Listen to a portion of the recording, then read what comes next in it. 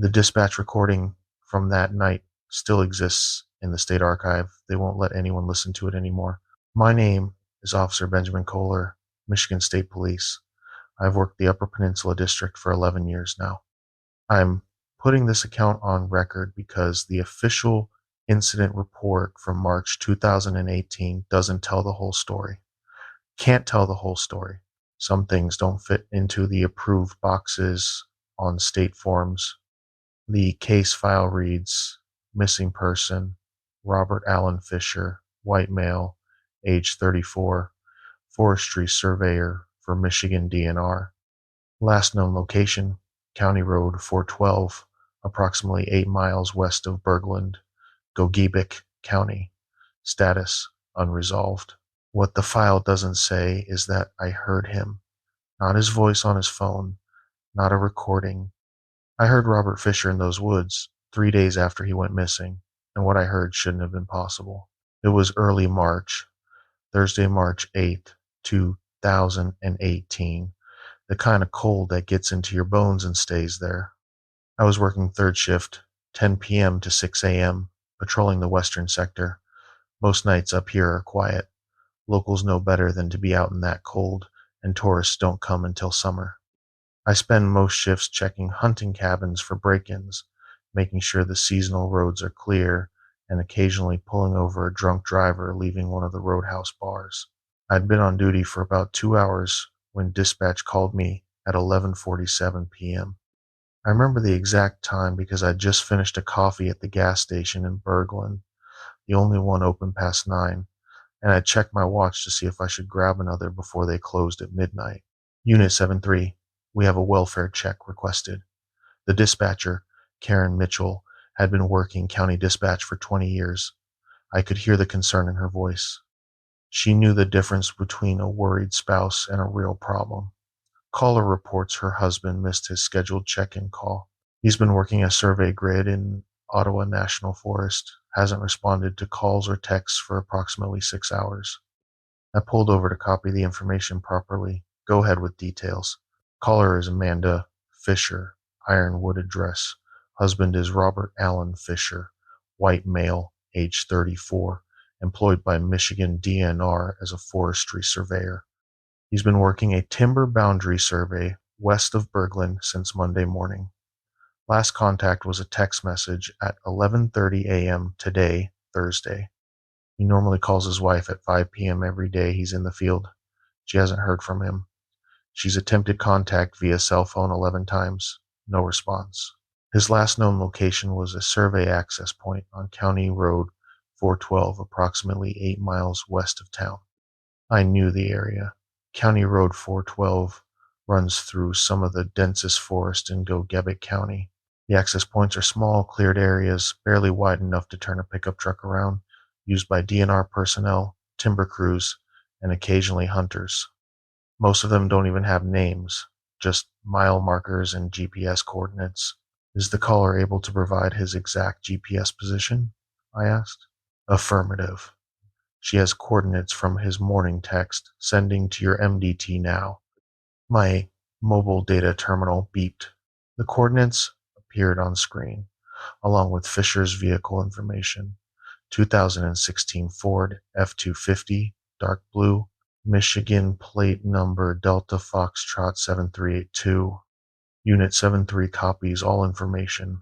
I'm about 15 minutes from that location. I'll advise when I arrive on scene. Copy. 7-3.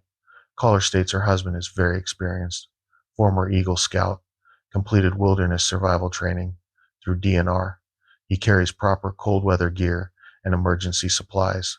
She says it's not like him to miss contact. That detail stuck with me. In my experience, the people who get into trouble in wilderness areas fall into two categories: inexperienced idiots who don't respect nature, and experienced professionals who know exactly how dangerous it is. Fisher was category 2. Those people don't miss check-ins without a reason. I headed west on County Road 412. The road is 2 lanes of frost-heaved asphalt that hasn't been properly maintained since the logging industry declined in the 1980s. At night, with snow piled on both shoulders and trees pressing close on either side, it feels like driving through a tunnel. My headlights cut a cone of visibility maybe 100 feet ahead. Everything beyond that just darkness and the occasional reflection of animal eyes. I passed the mile markers slowly, watching for the survey access point. Mile 14, mile 15, mile 16. At mile marker 17, my headlights caught the reflective markers on the back of a vehicle pulled off to the right side of the road. Robert Fisher's truck was right where the GPS coordinates indicated it should be. I pulled in behind it, positioned my patrol car at an angle with my headlights illuminating the truck. The LED light bar on my roof was bright enough to turn the whole area into artificial daylight, harsh white light that made the surrounding darkness seem even deeper by contrast. I radioed my position. Unit 7-3 on scene. I have visual on the subject vehicle. Stand by for assessment. I stepped out of my car. The cold hit me immediately. That specific Upper Peninsula cold that's different from anywhere else. Dry, sharp, the kind of cold that makes your nose hairs freeze when you inhale. The temperature was probably around 8 degrees, but the wind was picking up, making it feel closer to zero. Fisher's truck was a newer model F-250, the kind of heavy-duty work truck that DNR field personnel prefer. Dark blue paint, slightly dirty from road salt and mud, nothing unusual about it. It was backed into the access point, nose facing the road, the way someone parks when they plan to load equipment or want an easy exit. I approached with my maglite, the big 6-cell model that doubles as an impact weapon. The truck was locked. I shined my light through the driver's side window. The interior was clean, organized, a Yeti coffee mug in the cup holder, a Garmin GPS unit mounted on the dashboard. No obvious signs of struggle or distress. I moved to the passenger side. Through that window, I could see survey equipment on the back seat, an orange and black Nikon total station in its protective case, a laser rangefinder, a yellow hard hat with DNR stickers on it, several rolls of flagging tape in different colors, and paper maps in clear waterproof cases. Standard gear for boundary surveying. What caught my attention was his lunch cooler. It was sitting on the passenger seat, still closed. Next to it was an unopened granola bar and a bottle of water, also unopened. I've worked enough missing person cases to know that details matter. Fisher had been out here since Monday, 3.5 days. If he'd been eating regular meals from that cooler, taking it with him each day, it should have been opened. The fact that it sat there unopened suggested he either hadn't eaten from it today or he'd never taken it into the field this morning. I circled the truck, documenting everything with my phone camera. No damage to the exterior, no flat tires, no signs of mechanical trouble. The truck sat level, properly parked, everything normal except for the absence of its driver. I radioed dispatch. Unit 7-3, vehicle located and secured. Dark blue Ford F-250, Michigan plate Delta Foxtrot 7382, confirmed as subject's vehicle. Doors locked, no visible damage, no signs of distress. Subject's lunch cooler is inside, unopened. Survey equipment present. I'm going to check the immediate perimeter for tracks or signs of the subject. Copy that, 7-3. Advise if you need search and rescue activation. Will advise. I return to my patrol car and retrieve my emergency pack. Standard wilderness response gear, extra flashlight, first aid kit, space blanket, road flares, 50 feet of paracord, water, energy bars. I also grabbed my handheld GPS unit, marked Fisher's truck position as a waypoint, and made sure my portable radio was functioning properly. The access point was small, maybe 40 feet deep and 30 feet wide, just enough room to turn a truck around. Beyond it, the forest was dense and dark. I started at the north edge of the clearing and worked my way around the perimeter, using my flashlight to search for any sign of disturbed snow or boot tracks. I found them on the northwest side. Boot prints, partially filled with the afternoon's fresh snow but still clearly visible. size 11 or 12, aggressive tread pattern consistent with serious winter hiking boots. They led from the approximate position where Fisher's driver's door would have been, across the clearing, and into the forest. I photographed the prints, got down on one knee to examine them more closely. The tread pattern was distinctive, a lug sole design with deep channels. The depth of the prints suggested someone carrying weight, probably a loaded backpack with survey equipment. The prints headed into the forest on a bearing of approximately 315 degrees northwest. I checked the survey maps I'd photographed from Fisher's truck. His assigned grid was in that direction, a 400-acre tract of mixed forest that the DNR was marking for a potential logging contract. I keyed my radio. Dispatch 7-3. I've located boot prints leading from the subject's vehicle into the forest heading northwest. Prints are consistent with the subject heading to his survey area. I'm going to follow the trail and see if I can determine how far he went. Copy 7-3. Use caution. Do you want backup? Negative at this time. I'm just doing a preliminary track. If I find anything concerning, I'll request search and rescue immediately. Understood. Keep us advised. I took a bearing with my compass, marked my GPS position, and followed Fisher's tracks into the forest. The canopy closed overhead almost immediately, blocking the moonlight. My flashlight became my only source of illumination. The beam cut through the darkness, catching snow-covered branches and tree trunks, creating stark shadows that shifted as I moved. Fisher's tracks were methodical and purposeful. He'd been walking with confidence, someone who knew exactly where he was going. Every 50 feet or so, the tracks showed where he'd stopped, probably to check his GPS or take readings with his survey equipment. I could see rectangular depressions in the snow where he'd set his equipment case down. The forest was silent, absolutely silent. No wind, no animal sounds, not even the creak of trees that you usually hear in a winter forest. Just the crunch of my boots in the snow and my own breathing, visible as fog in the beam of my flashlight. I'd been following the trail for maybe 10 minutes, covering approximately a quarter mile, when the character of the tracks changed. They became deeper, more irregular. Instead of the confident stride I'd been following, these prints showed someone who'd stopped, shifted weight, maybe turned around to look behind them. I knelt down and examined one of the prints more carefully. The toe of the boot had dug in hard, displacing snow backward. Someone had stopped abruptly here. Not a casual pause, but a sudden stop. I stood up and swept my flashlight in a circle, looking for what might have caused Fisher to stop. Nothing obvious, just trees and snow and darkness beyond my light's reach. I continued forward more slowly, paying closer attention to the details of the tracks. 20 yards further, they stopped completely. I stood at the edge of a clearing, maybe 30 feet across, roughly circular. The moon was visible overhead through a gap in the canopy, casting pale blue light over the open space.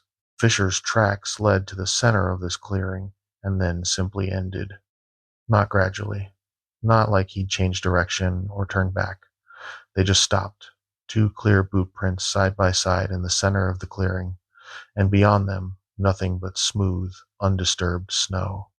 I felt my pulse quicken. This was wrong. People don't just vanish. Tracks don't end in open space. There had to be an explanation.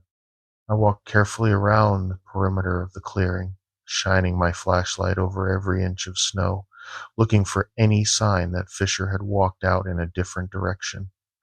Nothing. The snow was completely undisturbed except for my own footprints behind me and Fisher's trail leading to the center. I checked overhead. No branches low enough to grab, no tree close enough to jump to, just open air and the night sky.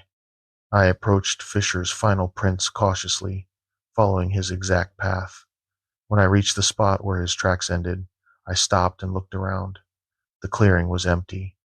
No blood, no torn clothing, no equipment, no sign of struggle, just snow and moonlight and silence. That's when I noticed the trees.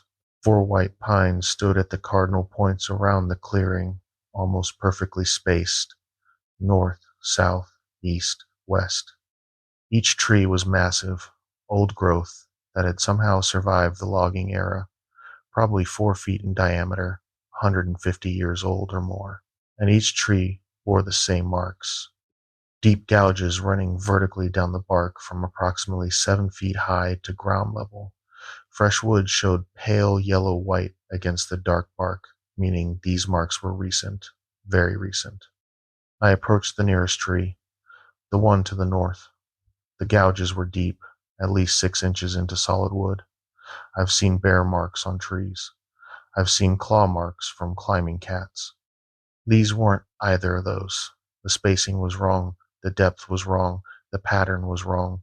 I counted 5 distinct gouges, roughly parallel, spacing about 3 inches apart. They ran straight down the trunk in near perfect vertical lines.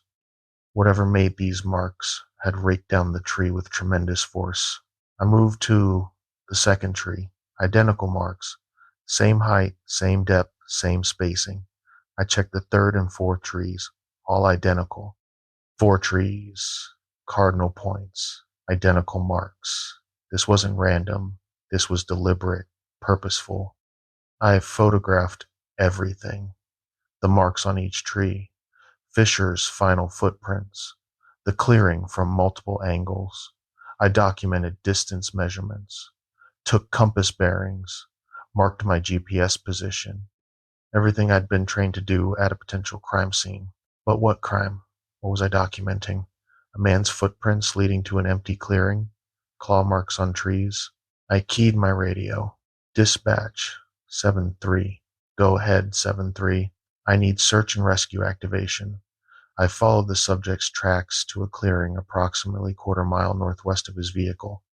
The tracks terminate in the center of the clearing with no continuation in any direction. There are unusual markings on trees surrounding the area. I'm marking this as a potential emergency situation. There was a pause. Copy 7-3. Can you clarify unusual markings? Negative. I need to show them to someone. Just activate search and rescue. I'll maintain position at the scene. Understood. Stand by for SAR activation. Estimated response time 60 to 90 minutes. Copy. I stood in that clearing for the next hour and 20 minutes, waiting for the search team. I spent the time documenting everything I could, taking measurements, photographing from every angle, trying to find something I'd missed. I didn't find anything. Just those 2 blueprints and the marked trees and the absolute silence of the forest. The search and rescue team arrived at 1:23 a.m. 6 volunteers from the Gogebic County SAR unit, led by a DNR ranger named William Osterman. I had worked with Osterman before on a snowmobile accident the previous winter. He was career DNR, 54 years old, 26 years in the service, and knew these forests better than anyone. I led them to the clearing. Osterman examined the scene for a long time without speaking, his headlamp sweeping over Fisher's tracks, the marked trees, the empty space where Fisher should have been. Finally he spoke. How long ago did that fresh snow fall? Started around 2 p.m. yesterday afternoon, I said. Stopped around 6 p.m., maybe 2 inches total. So these tracks were made before 2 p.m.? Has to be. The prints are partially filled. If he'd walked through after 6, they'd be clear and deep. Osterman knelt by Fisher's final prints, studying them the way I had. No scuff marks, no signs he jumped or fell, just stopped. You ever seen anything like this before? I asked. He didn't answer right away. He stood up and walked to the nearest marked tree, the one I'd designated as north. He pulled off his glove and touched the gouges, running his fingers along the torn wood. Once, he said finally. 1998. Different location. About 12 miles north of here, near the Presque Isle River, Hunter went missing. We found his tree stand, found tracks leading away from it, then nothing. Trees nearby were marked like this, same pattern, same depth. Did you find the hunter? No. Case is still open. He looked at me. State police handled it. Case file should still be in your system. Last name was Kowalski, I think. Check when you get back to the post. The SAR team spread out from the clearing in a standard search pattern, walking in expanding concentric circles, looking for any sign of Fisher. They searched for 3 hours, covering approximately 2 square miles of forest. They found nothing. At 6:15 a.m., my shift ended, but I stayed. They brought in dogs at 8 a.m., German shepherds, trained for wilderness tracking. The handlers gave them Fisher's scent from a shirt his wife had provided. The dogs tracked to the clearing, followed Fisher's exact path, then stopped at those final prints. Both dogs refused to go further. They whined, backed away, hackles raised. The handlers tried 3 times. Same result. The dogs would not enter the center of that clearing. I had never seen tracking dogs refuse like that. Not in 11 years. They called in a helicopter at 10 a.m. Thermal imaging sweep of the entire grid area. Nothing. The pilot reported complete negative contact, no heat signatures except the search team. By noon, the operation had expanded to 42 personnel. State police, county sheriff, DNR rangers, volunteers. They gridded 4 square miles of forest. Nothing. I went home at 2 p.m., got 4 hours of sleep, and came back for my regular shift at 10 p.m. The search was still active, but hope was fading. In this cold, without shelter or fire, Fisher's survival window was closing fast. Dispatch called me at 11:51 p.m. Unit 7-3, we need you back at the Fisher search perimeter. Supervisor's request. I drove back to County Road 412. The command post was set up in the parking area, a DNR mobile unit with radio equipment and maps spread across folding tables. Osterman met me at my car. We got something, might be nothing, but he led me to the radio setup. Dispatch received a transmission about 40 minutes ago. Came through on the DNR emergency frequency. Voice identified himself as Robert Fisher, said he was disoriented and needed assistance.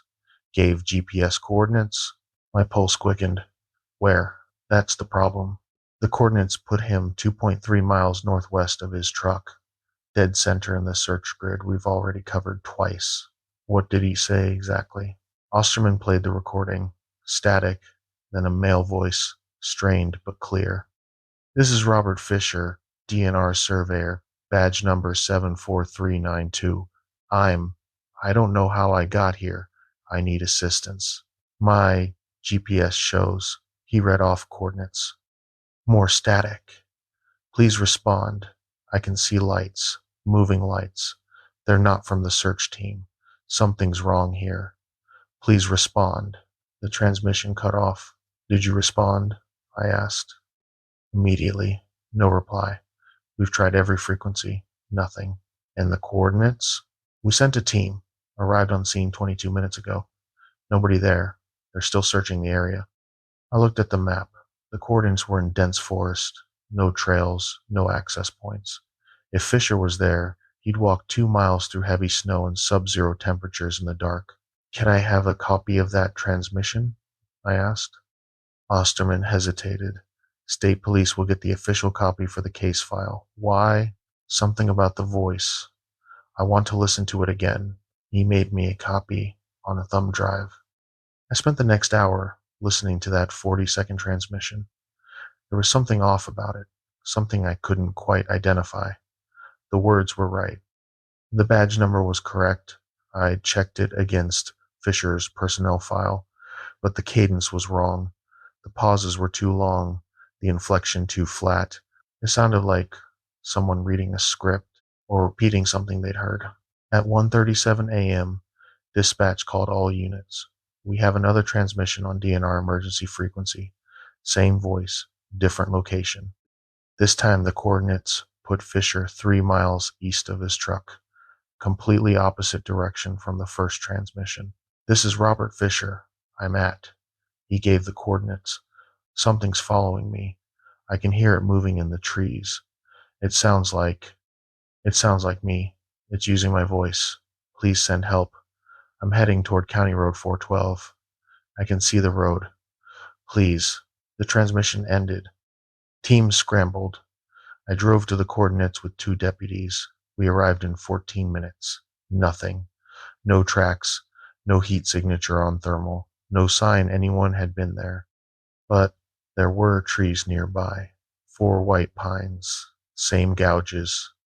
Over the next 3 hours, we received 7 more transmissions. All the same voice. All identifying as Robert Fisher. Each one from a different location, forming a rough circle around his original truck. Each location was empty when we arrived. Each location had the gouged trees.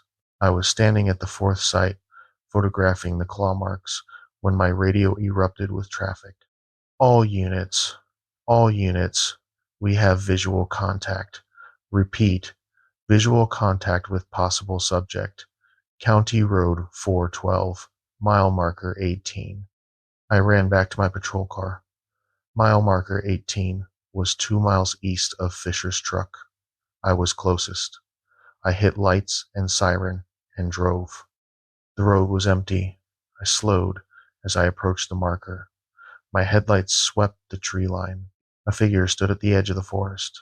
Male, approximately 6 feet tall, wearing dark clothing. He was 30 yards back from the road, partially obscured by trees, but clearly visible in my spotlight. I grabbed my radio. Unit 7-3.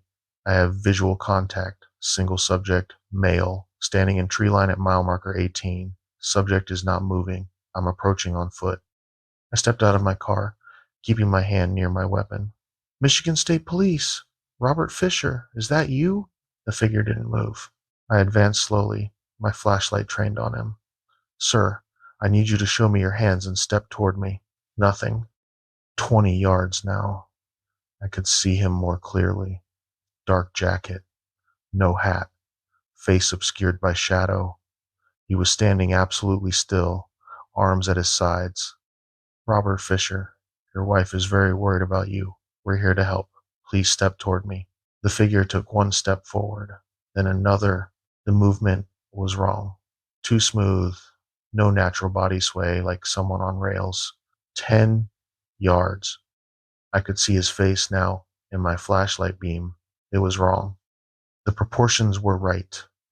Eyes, nose, mouth in the correct positions, but the spacing was off by just enough to trigger every instinct in my brain that recognizes human faces. The uncanny valley. This was something wearing a face, not a face on something. Stop right there, I said. My hand was on my weapon now. The figure stopped. Then it smiled. Not a human smile. Too wide. Too many teeth. The mouth opened far beyond what human musculature allows. And it spoke. This is Robert Fisher. The voice was perfect. Same voice from the radio transmissions. I need assistance. Something's following me. But the lips didn't match the words. The mouth moved wrong, like a badly dubbed film. It sounds like me. The figure tilted its head. Too far. Neck bent at an angle that would break human vertebrae. It's using my voice. I drew my weapon. Get on the ground. Now. The figure took another step forward. The movement was identical to the previous steps. Exactly identical. Same stride length, same foot placement, like replaying the same animation. Please send help. Another step. I can see the road. I backed toward my car, weapon trained on the figure. Do not come any closer. Get on the ground now. It stopped, stood there, smiling, that wrong smile. Then it spoke again, but this time it wasn't Fisher's voice. It was mine. Unit 7-3, I have visual contact. My own voice, my own words, from 30 seconds ago. Single subject, male, standing in tree line. I froze. Sir, I need you to show me your hands and step toward me. Perfect reproduction. My voice, my cadence, my words. The figure tilted its head the other direction, too far again, and laughed. The laugh was mine too. I had laughed exactly like that yesterday morning when dispatch made a joke about the coffee. I keyed my radio, not taking my eyes off the figure. All units, I need immediate backup at mile marker 18. Now. The figure repeated my words, simultaneously in perfect sync. All units, I need immediate backup at mile marker 18. Now, two voices, same words, mine from my radio, mine from its mouth. I ran. I ran back to my patrol car, threw myself inside, locked the doors. My hands were shaking. I watched the tree line through my windshield. The figure stood there for another moment. Then it stepped backward into the shadows. One step, two steps, three. Each step exactly identical, moving in reverse, like a video playing backwards. It disappeared into the forest. Backup arrived 4 minutes later. 3 patrol cars, 2 DNR trucks. We searched the area until dawn. Nothing. No tracks, no trace, no heat signature. But there were trees nearby. White pines, same gouges. The search for Robert Fisher continued for 11 more days. They expanded the grid to 16 square miles. They brought in additional dogs, a second helicopter, thermal drones, over 300 volunteer hours. They found nothing. On March 22nd, 2018, the active search was suspended. The case file was marked unresolved, missing person, and transferred to the Michigan State Police Cold Case Unit. Robert Fisher's truck was towed from County Road 412 on March 24th. His wife claimed his personal effects. The DNR closed his employment file. The dispatch recording from that night was filed in the state archive. I requested a copy for my personal records. The request was denied. 2 weeks later, I received a letter from the State Police Administrative Office informing me that all audio recordings related to the Fisher case had been classified as sealed evidence in an ongoing investigation and were no longer available for review. I still have the copy Osterman gave me. I've listened to it maybe 100 times.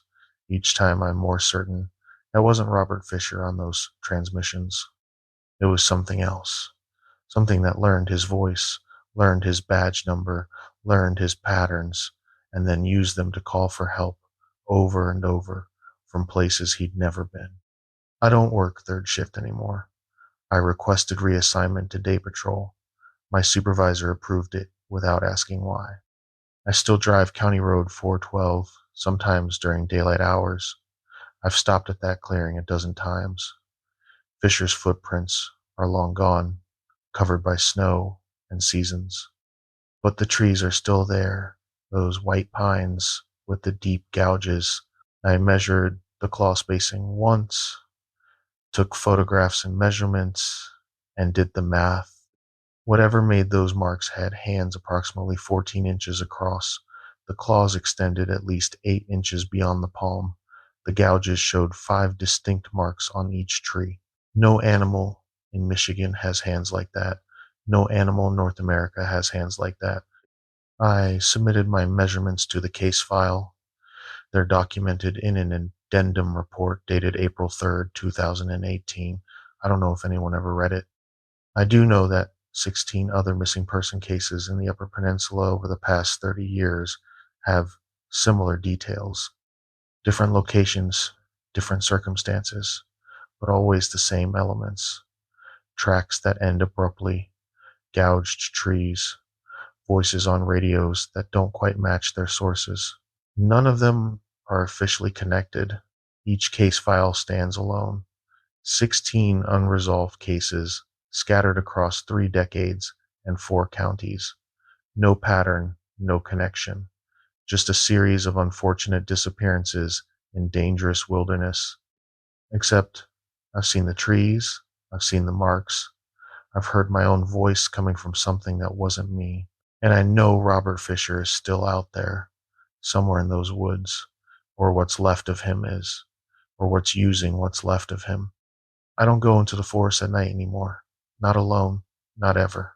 If you're hiking in the Upper Peninsula, stay on marked trails, carry a GPS, and check in regularly. If you hear someone calling for help, make sure you can see them before you respond. Make sure their lips match their words. Make sure their movements look human. And if you find yourself in a clearing with 4 white pines showing deep claw marks, don't wait to understand what made them. Just run. The thing about voices is this: they can be recorded, replicated, learned.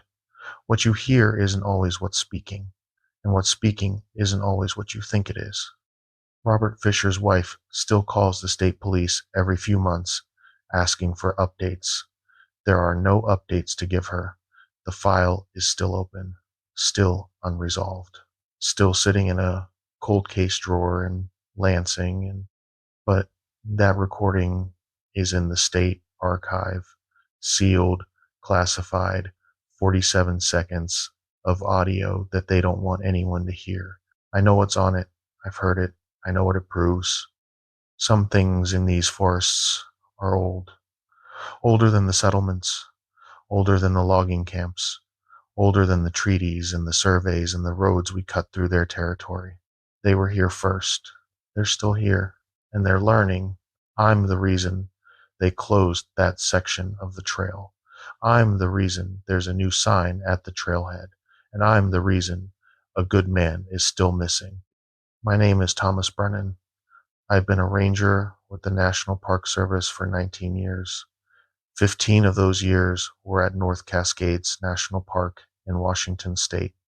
I say were because I requested a transfer in January of 2020. I work at a visitor center in Olympic now. Desk job, no backcountry, no search and rescue. I need to tell you about October 2019, about what happened on the Copper Ridge Loop, about the choices I made and why 3 people never came home. The official incident report lists it as a standard missing hiker case with complications due to early season snowfall and equipment failure. That's the sanitized version. The version that goes in the annual safety summary and gets discussed at ranger meetings. This is what actually happened.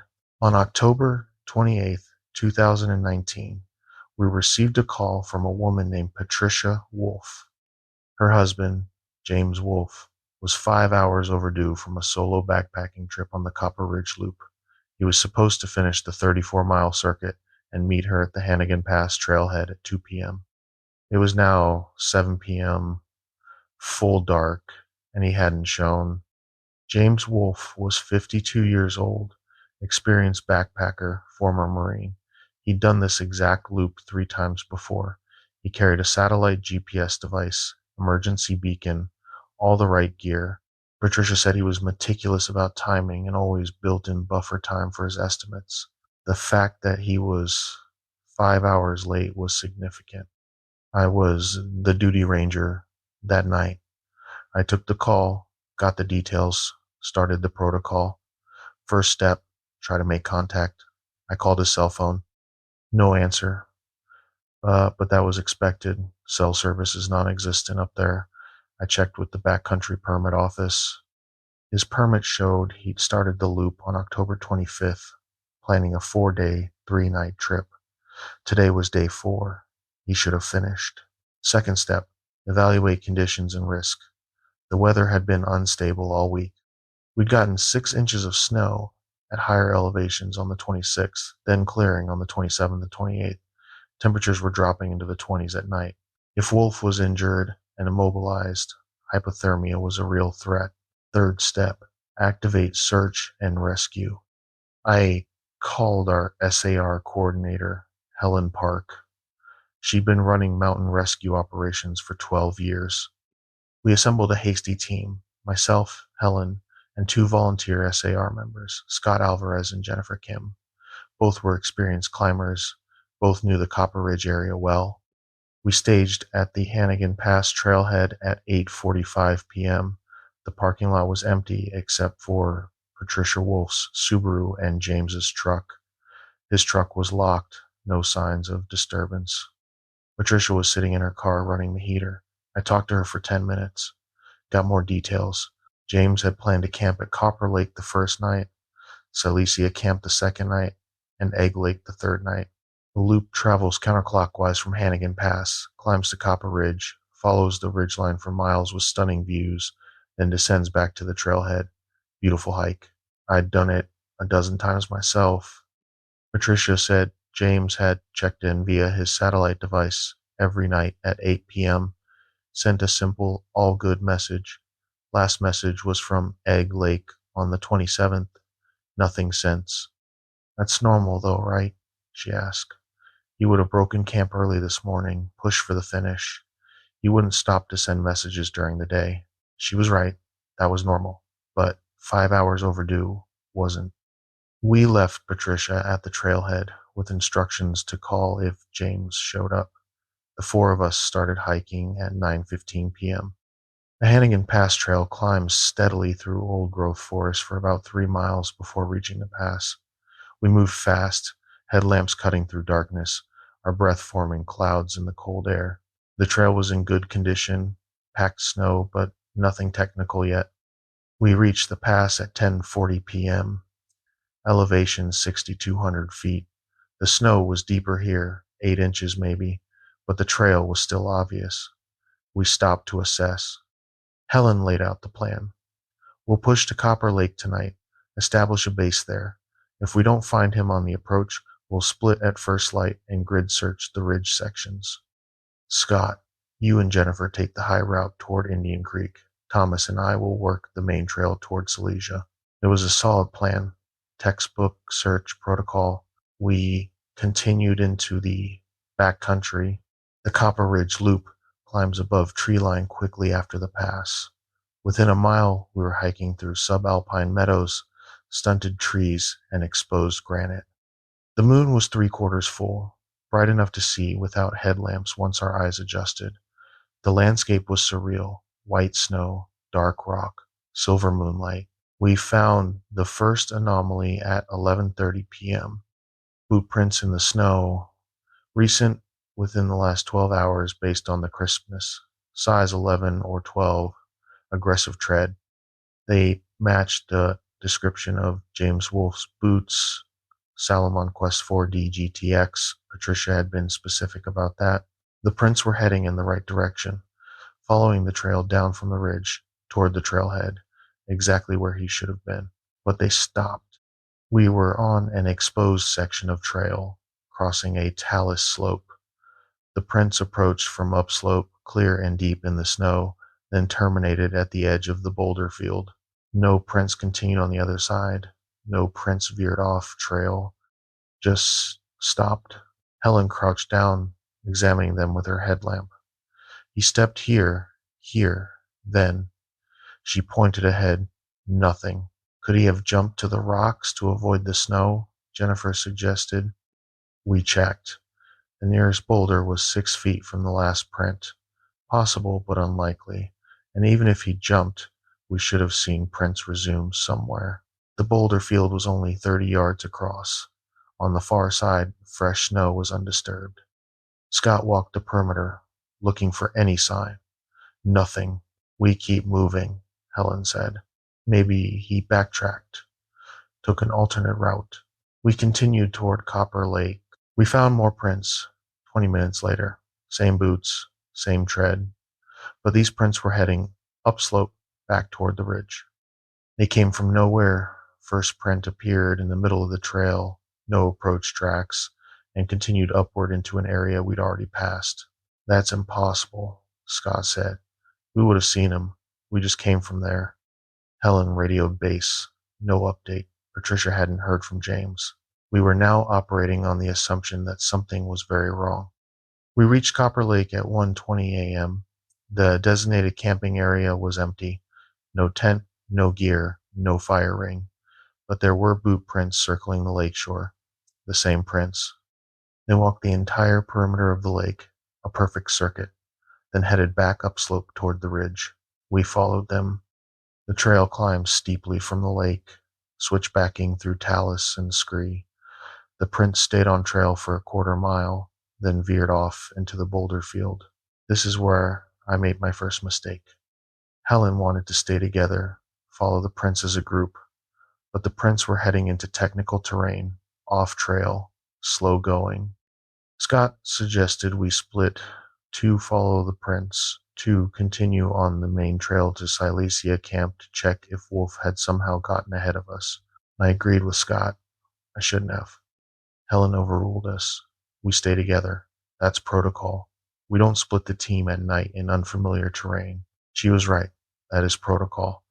But I was impatient, thinking about James Wolfe out there alone, possibly injured, hypothermia clock ticking. Helen, we're burning time. If he's hurt and waiting at Silesia, every minute counts. Scott and Jennifer are solid. They can handle the main trail. We'll work the prince. I pulled rank. I was the senior ranger on site. Helen was SAR coordinator, but I had seniority. She stared at me for a long moment, then nodded. Fine. Scott, Jennifer, straight shot to Celicia. No deviations. Radio check every 30 minutes. If you find anything or if we're not hearing from you, we come together immediately. Scott and Jennifer headed up the main trail. Helen and I followed the boot prints into the boulder field. That was 2:20 a.m., October 29th, 2019. It was the last time anyone saw Scott Alvarez and Jennifer Kim. Helen and I tracked those boot prints for over an hour. They weaved through the boulders in an erratic pattern, doubling back, circling, creating loops that made no sense. No injured person moves like that. No rational person trying to find the trail moves like that. It looked like someone wandering in circles, lost, disoriented, or being herded. The prince led us higher, away from the main trail, into an area of broken granite and scrubby whitebark pine. The moon was setting now, shadows lengthening. Our headlamps created harsh contrasts, turning the landscape alien. We found a boot, just one. Salomon Quest 4D GTX, size 11, left foot, lying on its side between two boulders. Helen picked it up. The laces were still tied. The boot was clean, no mud, no wear on the sole beyond normal use. It's like he just stepped out of it, she said. We searched the immediate area. No other boot, no pack, no James Wolfe. But there were more prints. Now in sock feet or bare feet, hard to tell with the snow. The prints continued upslope, the gait uneven, limping. My radio crackled. Base to Team 1, radio check. I responded. Team 1, we're at. I checked my GPS. Approximately 1 mile northeast of Copper Lake, elevation 7,200. We found a boot, continuing to track. Copy. Any contact with Team 2? I looked at my watch. 3:40 a.m. We were due for a check-in with Scott and Jennifer 10 minutes ago. I switched to the team frequency. Team 1 to Team 2 radio check. Static. Scott, Jennifer, radio check please. Nothing. Helen tried her radio. Same result. Could be the terrain, I said. Granite block signals. Should be line of sight to Silesia from here, Helen countered. We tried for 5 more minutes. No response. Helen made the call. We're going back. Now. We find Team 2. Then we all extract and reassess. I agreed. Whatever was happening with these boot prints, losing contact with half our team was worse. We marked our position with a GPS waypoint and started back toward the main trail. The hike back took 45 minutes. We moved fast, calling out for Scott and Jennifer every few minutes. No response. We hit the main trail at 4:30 a.m., hiked toward Silesia Camp. We should have encountered Team 2 by now. The trail was straightforward, no way to get lost. We found Jennifer's pack first. It was sitting in the middle of the trail, upright, propped against a rock, completely intact, all buckles fastened, hip belt clipped, like someone had carefully set it down. But Jennifer wouldn't leave her pack. No experienced hiker would. Your pack has everything: water, food, first aid, shelter, navigation. Helen opened it. Everything was still inside. Water bladder full. Emergency kit untouched. Jennifer's wallet in the top pocket. 50 yards further, we found Scott's pack. Same condition. Carefully placed. No sign of Scott or Jennifer. We called out, checked the surrounding area, used our headlamps to scan the forest. Nothing. Helen's hands were shaking when she radioed base. This is Team 1. We have a critical situation. Team 2 is missing. We found their packs abandoned on trail.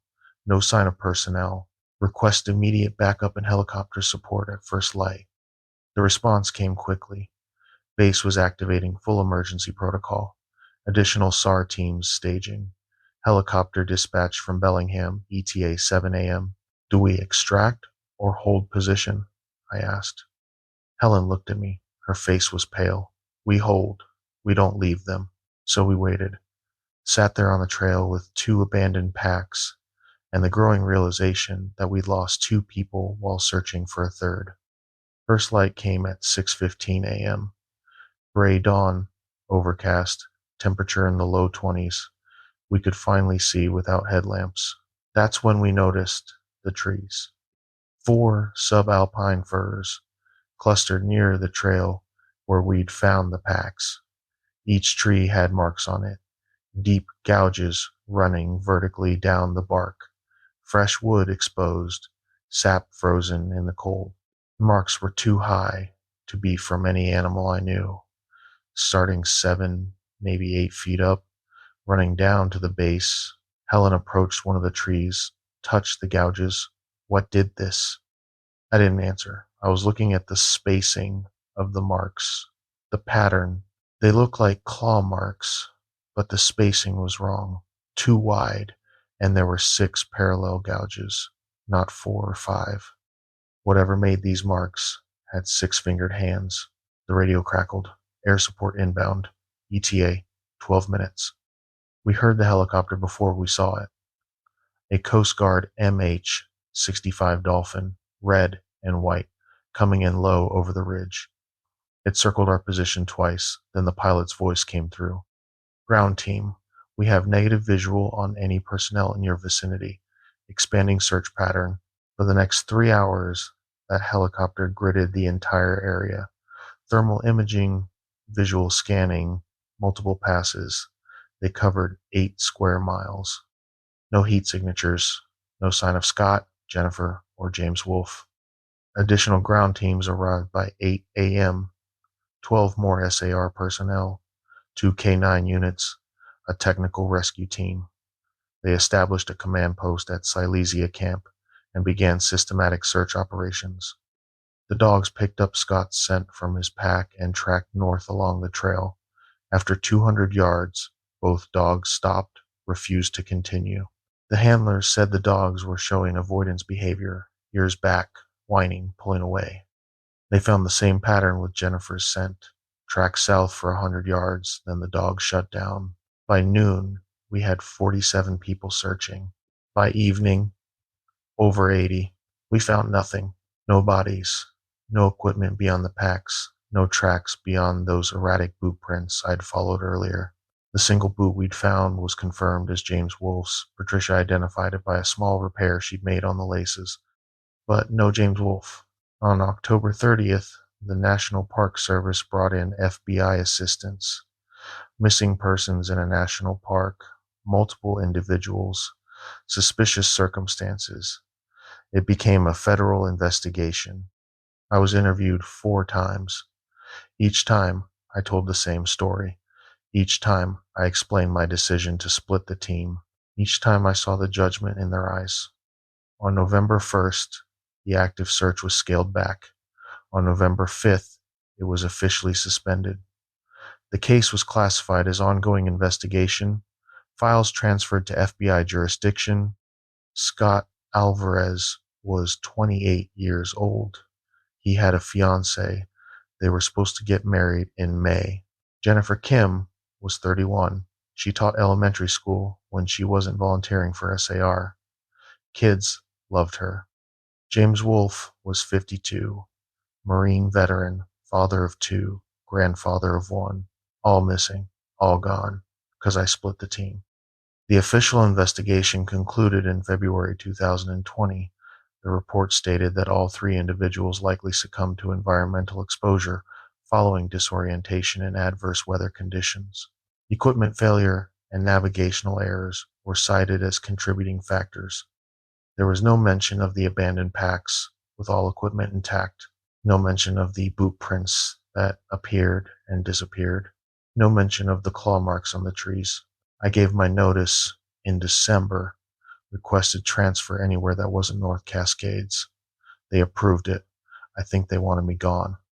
Before I left, I hiked back to Copper Ridge one last time, January 2020. Deep snow, brutally cold, but I had to see it again. I found the trees where we discovered the packs. The claw marks were still visible, weathered but clear. I found the boulder field where we'd tracked those erratic prints, all covered in snow now, but I knew the location. And I found something new. A cairn, a stack of rocks, built deliberately, standing about 4 feet high. It wasn't on any trail, it wasn't marked on any map, but it was clearly man-made, carefully constructed. I approached it slowly. The rocks were stacked precisely, balanced, without mortar. Someone had built this recently. There was no lichen growth, no weathering. At the base of the cairn, tucked between two rocks, was a satellite GPS device, James Wolfe's device. I recognized the model, the same one Patricia had described. I turned it on. Battery was dead. I took it with me, brought it to the ranger station, charged it. The GPS showed Wolf's track log, his entire route, every waypoint, time-stamped and recorded. The data confirmed he'd followed his planned itinerary perfectly for 3 days. Then, on October 28th at 6:32 a.m., his track showed him leaving the trail at Copper Lake, moving upslope into the boulder field, the same area where I'd tracked those boot prints. His GPS track went in circles for 6 hours. Literally circles, perfect loops, getting progressively smaller, spiraling inward to a central point. At 12:47 p.m., the track ended. Coordinates: 48 degrees, 54 minutes, 32 seconds north, 121 degrees, 8 minutes, 41 seconds west. I went to those exact coordinates. There was nothing there, just granite and snow and scrubby trees, but there were marks on the trees nearby, the same claw marks. 4 trees, arranged in a rough square, all marked identically. I measured the dimensions of that square, approximately 30 feet on each side. I measured the cairn's distance from the center point, exactly 15 feet. I stood there for a long time, trying to understand what it meant. The precision, the patterns, the deliberate placement. Then I heard it, my own voice, calling from upslope, maybe 100 yards away. Helen, can you hear me? I need help. I'm turned around. My voice, my exact voice, my cadence, my speech pattern. I ran. I ran down that mountain faster than I've ever moved. Didn't stop until I hit the main trail. Didn't slow down until I could see the trailhead parking lot. I never went back. The Copper Ridge Loop was closed for the remainder of the 2020 season, officially due to trail maintenance and safety assessment. It reopened in 2021 with new signage.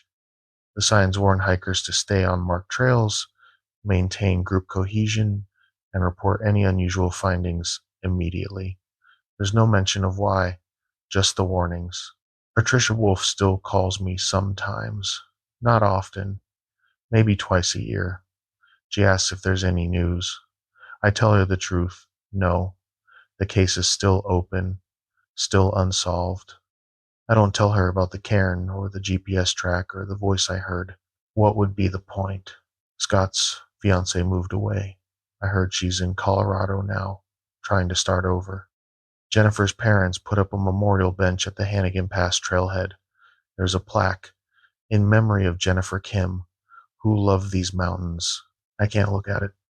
I've gone over my decision 1,000 times.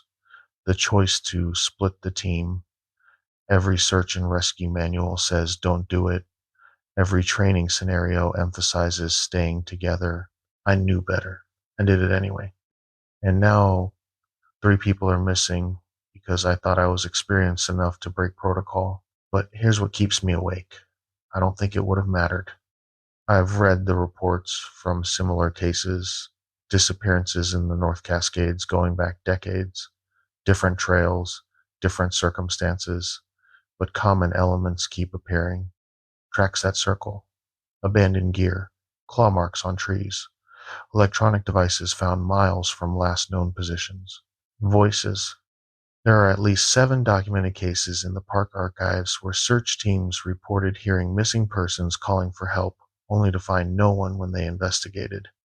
In 1987, a ranger searching for a lost hiker heard the hiker calling his name, followed the voice for 2 hours through dense forest, never found the source.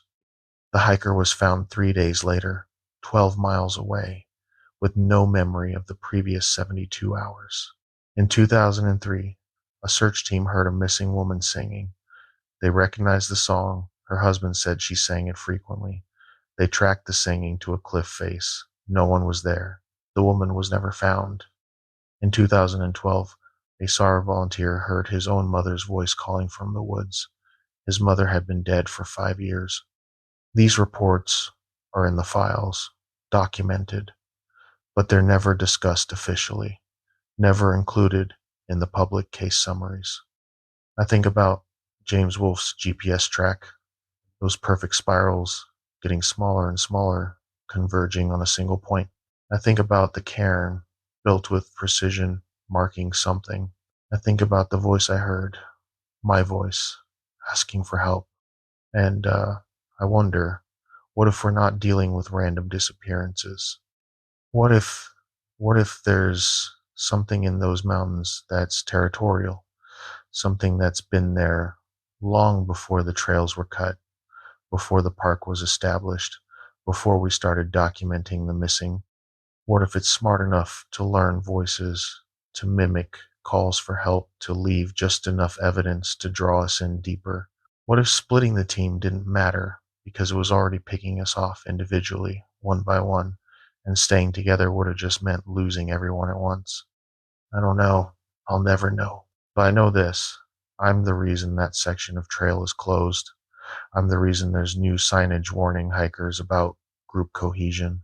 I'm the reason 3 families have empty chairs at their tables.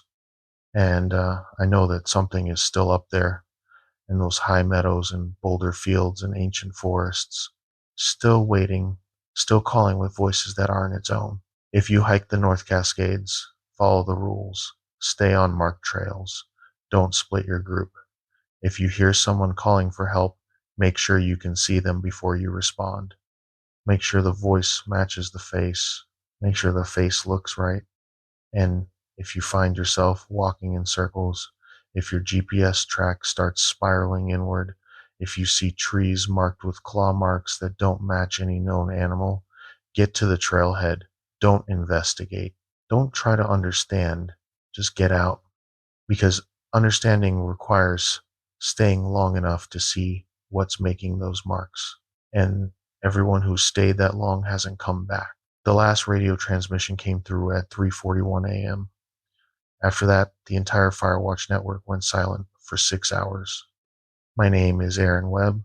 I spent 7 fire seasons as a lookout operator for the U.S. Forest Service in Superior National Forest, Minnesota. That's 7 summers living alone in a 14 by 14-foot cabin on top of a tower, watching for smoke, reporting coordinates, existing in isolation that most people can't comprehend. I loved it. The solitude, the routine, the simple clarity of the job. Watch, report, protect. Past tense. I don't do it anymore. This is about August 2017. What happened to Lookout Tower 12. About why that tower has been unmanned for 7 years now, and why I'll never spend another night alone in the wilderness. Superior National Forest covers over 3 million acres of northeastern Minnesota. During fire season, May through September, the Forest Service operates a network of fire lookout towers across the district. These are old structures, some dating back to the 1930s, stationed on high points to provide maximum visibility. On a clear day, you can see 20 miles in any direction. Each tower is staffed by a single operator working 10-day rotations. You hike in with your supplies, live in the cab at the top of the tower, scan the horizon every 15 minutes during daylight hours, and radio in coordinates if you spot smoke. At night, you maintain weather logs and respond to lightning strikes. It's lonely work. You see maybe one or two people during your entire rotation, supply hikers or maintenance crews. Most of the time, it's just you, the forest, and the radio. The radio is your lifeline. Every lookout tower checks in twice daily with the district ranger station, 8 a.m. and 8 p.m. Between those times, towers communicate with each other on a dedicated frequency. Casual traffic mostly, comparing weather observations, reporting wildlife sightings, sometimes just talking to hear another human voice. There were 6 active towers in my district in 2017. I operated Tower 7, located on a granite ridge about 40 miles northeast of Ely. The nearest tower to me was Tower 12, operated by a guy named Patrick Stillman. Patrick was in his 3rd season, 36 years old, former accountant from Duluth who'd gotten sick of office work and applied to the Forest Service. Quiet guy, competent. We talk on the radio most evenings, nothing deep, just the kind of small talk that keeps you sane when you're alone for days at a time. He was a good lookout, reliable, always on time for check-ins, always professional on the air. That's why I noticed when he missed the 8 a.m. check-in on August 23rd. I was in my cab, updating my weather log, when the radio crackled at 8:02 a.m. District, this is Tower 7, checking in. Clear skies, visibility 20 plus miles. Wind light from the southwest, no smoke. Copy, Tower 7. Stand by for network check. The district ranger station ran down the list. Tower 3 checked in. Tower 5, Tower 9, Tower 15, Tower 18. No, Tower 12. Tower 12. This is district. Radio check. Static. Tower 12. Respond, please. Nothing. I keyed my mic. District. This is 7. Want me to try raising 12 on the local frequency? Affirmative. 7. Give it a shot. I switched to the tower-to-tower channel. Tower 12. This is Tower 7. Radio check. Static. I tried 3 more times. No response. It wasn't unusual for a radio to fail. Equipment malfunctions, dead batteries, antenna problems happened a couple times every season. The protocol was simple. District would send a maintenance tech to investigate, usually within 24 hours. But something felt off. Patrick was meticulous about his equipment. He'd just replaced his batteries 4 days ago. I remembered because he'd radioed me to brag about the new rechargeable lithium setup he'd installed. I switched back to the district frequency. District, this is 7. No response from 12 on local channel. His equipment was recently serviced. Batteries are new. Might be worth a priority check. There was a pause. Then, copy that, 7. We'll dispatch a tech this afternoon. I went back to my routine. Scanned the horizon. Updated logs. Made coffee. But I kept glancing at the radio, waiting for Patrick's voice to come through with some sheepish explanation about sleeping through his alarm or spilling coffee on his transmitter. 8 p.m. check-in came. Every tower reported in, except 12. Now I was worried. Missing 1 check-in is unusual. Missing 2 is serious. The district ranger, a woman named Sarah Voss, came on the radio at 8:15 p.m. All towers, be advised we have loss of contact with Tower 12. Maintenance is en route, ETA approximately 2200 hours. Tower 7, you're closest to 12's position. What's your visual? I stepped outside my cab onto the catwalk that circles the tower. The sun was setting, painting the forest gold and orange. I looked southwest toward Tower 12's position. It was about 8 miles away, visible on clear days as a tiny structure on a distant ridge. I raised my binoculars. The light was fading, but I could make out the tower's silhouette against the sky. District, This is 7. I have visual on Tower 12 structure. No obvious damage. Can't see detail at this range, but the tower appears intact. Copy 7. Maintain regular schedule and report any observations. I stayed outside until full dark, watching that distant tower. At one point, I thought I saw light in the cab, just a brief flicker, like someone moving with a flashlight.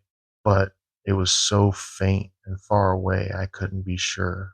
I went back inside, ate dinner, tried to read, couldn't focus, kept thinking about Patrick out there, alone, not responding. At 10:32 p.m., my radio crackled. Tower 7, this is District. Maintenance tech has reached Tower 12. I grabbed my mic. Copy District. What's the situation? Stand by. 5 minutes of silence. Then the radio came alive with rapid chatter, multiple voices, overlapping, tense. Nobody here. Check the lower levels. All his gear is here. Packs, sleeping bag, food. Radio equipment is on and functional. Sarah Voss cut through the chatter. All stations, maintain radio discipline. Maintenance, give me a clear report. A male voice, shaky. District, this is Tech Williams at Tower 12. The tower is abandoned. Operator Stillman is not present. All personal effects remain in the cab. Radio equipment is operational and powered.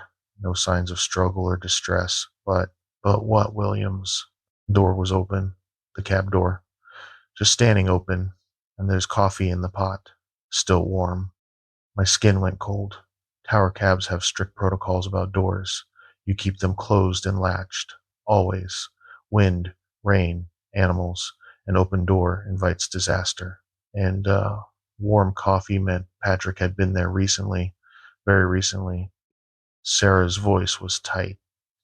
Williams, do a complete search of the tower structure and immediate perimeter. I'm activating missing person protocol and dispatching SAR. I listened as Williams searched. He described the scene in detail. Patrick's sleeping bag was laid out on the bunk. His personal log was open on the desk. Last entry dated August 23rd at 6:15 a.m. Routine weather observations. His boots were missing, but his backup shoes were there. His jacket was hanging on a hook. Everything normal except Patrick wasn't there. Williams searched the area around the tower base. I've got boot prints heading west from the tower. Recent, probably within the last few hours. They lead into the forest. Follow them, Sarah ordered. Maintain radio contact. I heard Williams breathing heavily as he followed the tracks. Then, this is weird. Define weird. The tracks. They're walking backward. Say, again? The boot prints. The toe is pointing toward the tower, but the spacing and depth indicate he was walking away from it, like he was walking backward into the forest. Silence on the radio. District. Should I continue following? Negative. Return to the tower. SAR team is en route. ETA 0300 hours. The radio went quiet. I sat in my cab, processing what I had heard, walking backward into the forest. Why would Patrick do that? I couldn't sleep that night. I monitored the radio, listening to the SAR operation unfold. They arrived at Tower 12 at 3:07 a.m. and began search operations immediately. They found the backward tracks, followed them for a quarter mile through dense forest.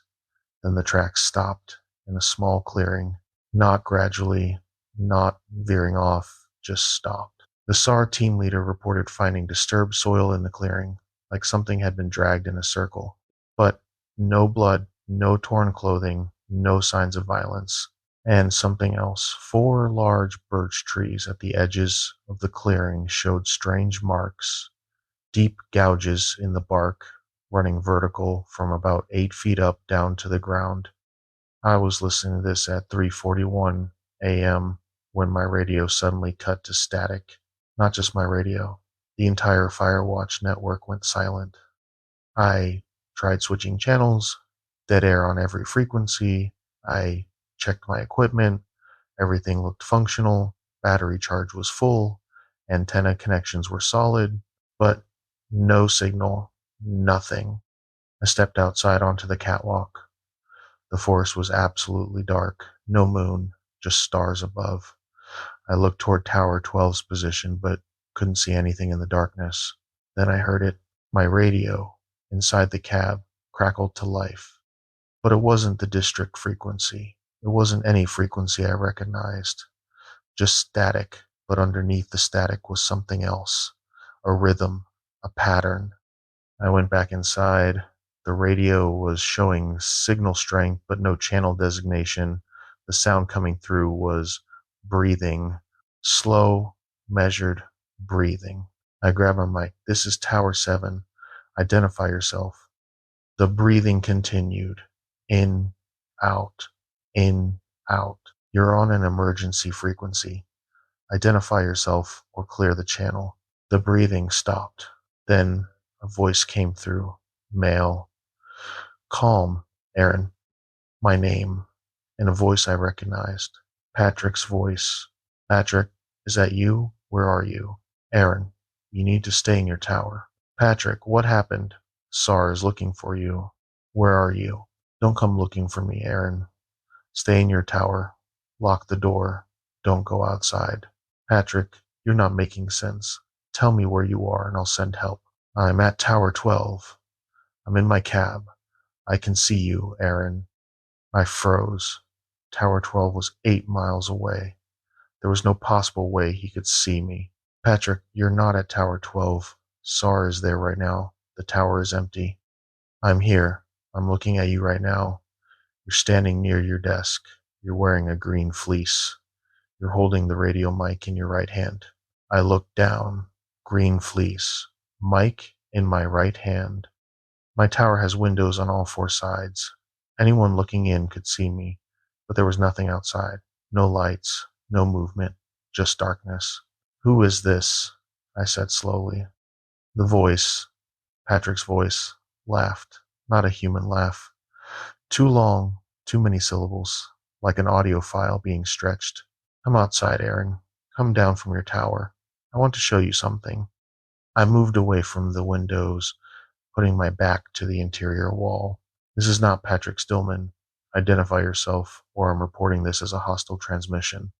It's me, Aaron. It's Patrick. Remember last week? We talked about the meteor shower. You said you'd never seen anything like it. I agreed. We watched together. Remember? That conversation had happened.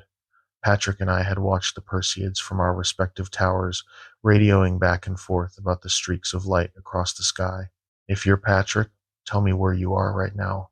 I told you, Tower 12, in my cab, looking at you. SAR is at Tower 12 right now. They're reporting the cab is empty. They're lying, Aaron. I'm right here. I've been here the whole time. You should come see for yourself. Bring your flashlight.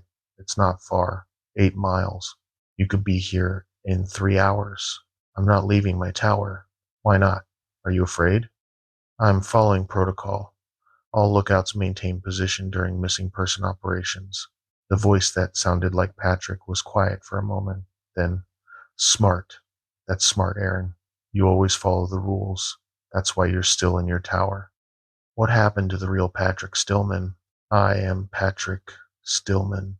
Where's your body? Another long laugh. Aaron, Aaron. Such strange questions.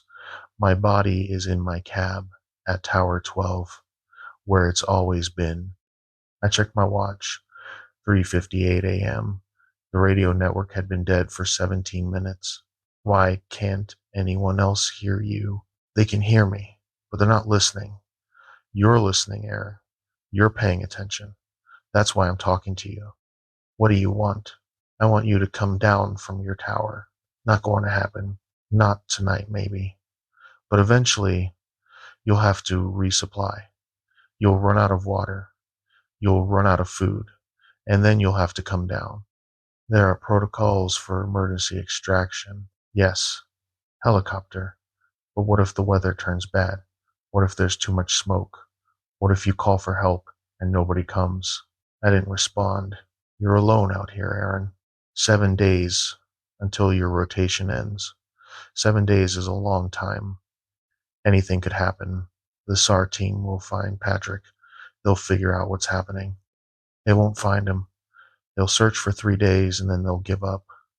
They'll call it a voluntary disappearance. Happens all the time. Lookouts go crazy from isolation. Walk away, never come back. They'll put it in a file and forget about it. You don't know that.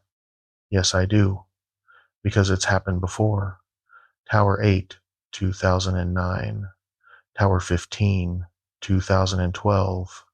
Tower 3, 1996. All of them walked away. None of them came back. I'd heard stories about those disappearances. Old-timers talked about them sometimes. Lookouts who'd abandon their posts mid-season, never to be seen again. What are you? I asked. Static. Then, I'm what watches while you watch for fires. I'm what lives in the spaces between your towers. I'm what walks up the stairs when you're not listening. You're not real. Then why are you scared? I was scared, terrified, but I wasn't going to admit it. I'm done with this conversation. I'm reporting this transmission to the district. The district can't hear you, Aaron. Nobody can hear you. It's just us now. I switched to the district frequency. District, this is Tower 7. I have a hostile transmission on an unknown frequency, requesting immediate assistance. Static, District, this is Tower 7. Emergency traffic, respond. Nothing. The voice came back, still on that weird frequency. See? Just us. I turned off my radio, unplugged it, physically disconnected it from the power source. The voice kept talking, not from the radio, from outside. Aaron. I looked at my windows. Something was standing outside the east window. Tall, dark silhouette against the slightly lighter sky. Aaron, look at me. I didn't look. I moved to the west side of the cab, as far from that window as possible. Don't be rude, Aaron. I came all this way to talk to you. Go away. I can't go away. This is where I live. You're the visitor here. The silhouette moved. It walked around the catwalk, passing from the east window to the north window, smooth and gliding. Fire lookout towers are 40 to 60 feet tall. The cab sits on top of a steel framework with stairs leading up. Nothing should be able to reach the catwalk without climbing those stairs. And I would have heard stairs. The metal framework transmits every sound, every vibration. I'd hear footsteps long before anyone reached the top, but I'd heard nothing. The silhouette appeared at the north window now, pressed against the glass. Let me in, Aaron. No. I'm cold. It's cold out here. I don't care. Patrick was cold too. He let me in. He was nice about it. What did you do to Patrick? I showed him something. Something beautiful. Something you can't see from inside a tower. Where is he now? He's with me. He's part of the forest now. Part of the watching. Part of the waiting. The silhouette moved again to the west window. I grabbed my flashlight, my emergency pack. If this thing tried to break in, I was going down those stairs and running. Protocol be damned. You can run, the voice said, reading my thoughts. But where will you go? 8 miles to the nearest road, 20 miles to the nearest town, and all of it through my forest, through the dark. People will come looking for me. Will they? Or will they find your tower empty, just like Patrick's? Will they find your coffee still warm and your door standing open? I checked the door, locked, latched, secured. You can't get in, I said. I don't need to get in. I can wait. I'm very patient. I've been waiting for a long time. Waiting for what? For someone to listen. Someone to pay attention. You're all up in your towers, watching the forest, but you never really see it. You never see what's watching back. The silhouette pressed both hands against the west window. Long fingers. Too many joints. I see you now, it said. I see you very clearly. Then it was gone. Just darkness outside. I stood there, back against the wall, flashlight gripped tight, waiting for it to come back. It didn't. The hours passed. 4 a.m., 5 a.m., 6 a.m. First light came at 6:23 a.m. I watched the forest emerge from darkness, trees taking shape, shadows retreating. No sign of the silhouette, no movement on the catwalk, No footprints in the thin layer of dust outside my windows. At 6:45 a.m., my radio came back to life. The normal frequencies, the normal static. Tower 7 respond. I grabbed the mic. District, this is Tower 7. I'm here. Tower 7. We've been trying to raise you for 3 hours. What's your status? I lost radio contact at 0341. Just came back online. I'm secure. No damage. Copy that. All other towers report the same. We had a complete network failure. Tech teams are investigating. Maintain position and continue normal operations. What about Tower 12? What about Patrick? A pause. Then Sarah's voice. SAR is still active. No contact with Operator Stillman. We'll update as the situation develops. The search for Patrick Stillman continued for 4 days.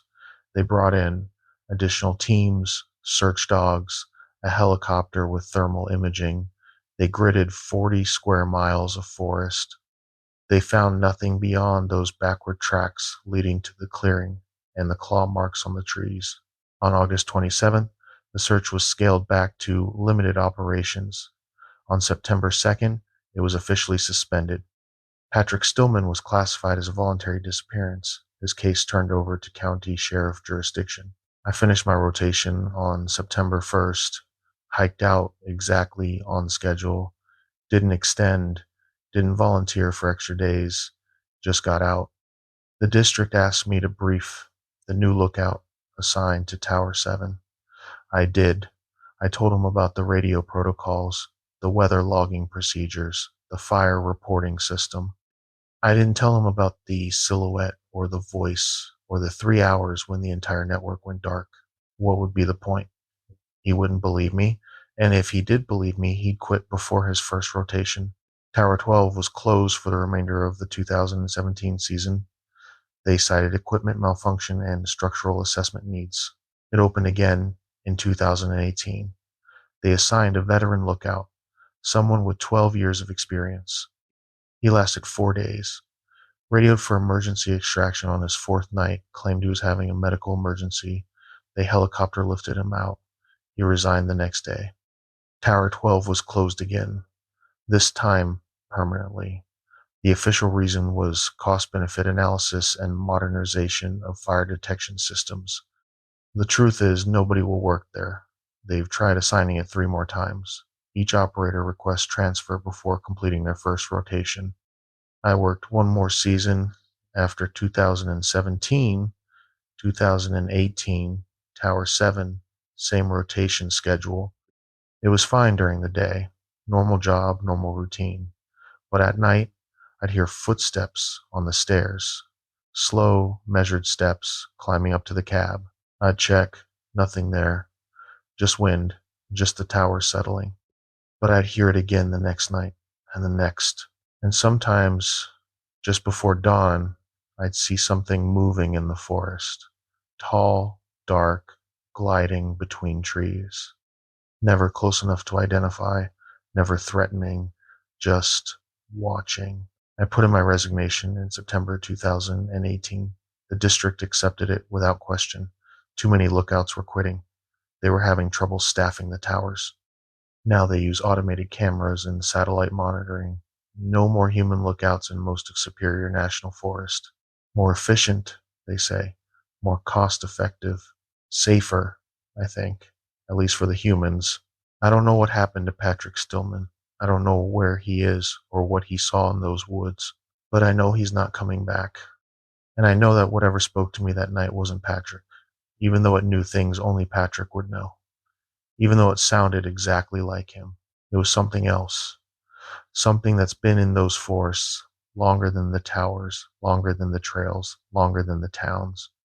Something that watches while we think we're the ones watching. The official case file is still open. Patrick Stillman is listed as missing, last seen August 23rd, 2017. His family holds out hope. They've hired private investigators, organized volunteer searches, kept his case in the media. I hope they find him. I really do. But I don't think they will. Because I think Patrick saw what I only glimpsed. I think he went down from his tower when something called him. I think he walked backward into the forest, eyes fixed on something approaching, something he couldn't look away from. And I think he's still there, somewhere in that forest, watching with eyes that aren't his anymore. If you ever work a fire lookout tower, follow the protocols. Lock your door at night. Don't investigate strange noises. Don't trust voices on unauthorized frequencies. And if you see something tall and dark standing outside your windows, something that knows your name, something that moves without sound, don't look directly at it. Don't engage with it. Don't open your door. Just wait for dawn, because these things can't sustain themselves in daylight. They need the dark. They need the isolation. They need the fear. And if you break the fear, if you refuse to play their game, if you just wait them out until morning light, they go away. Usually, Patrick didn't wait for dawn. Patrick opened his door.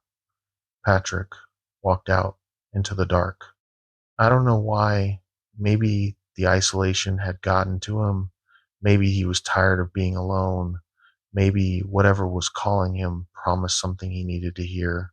But he went, and he didn't come back.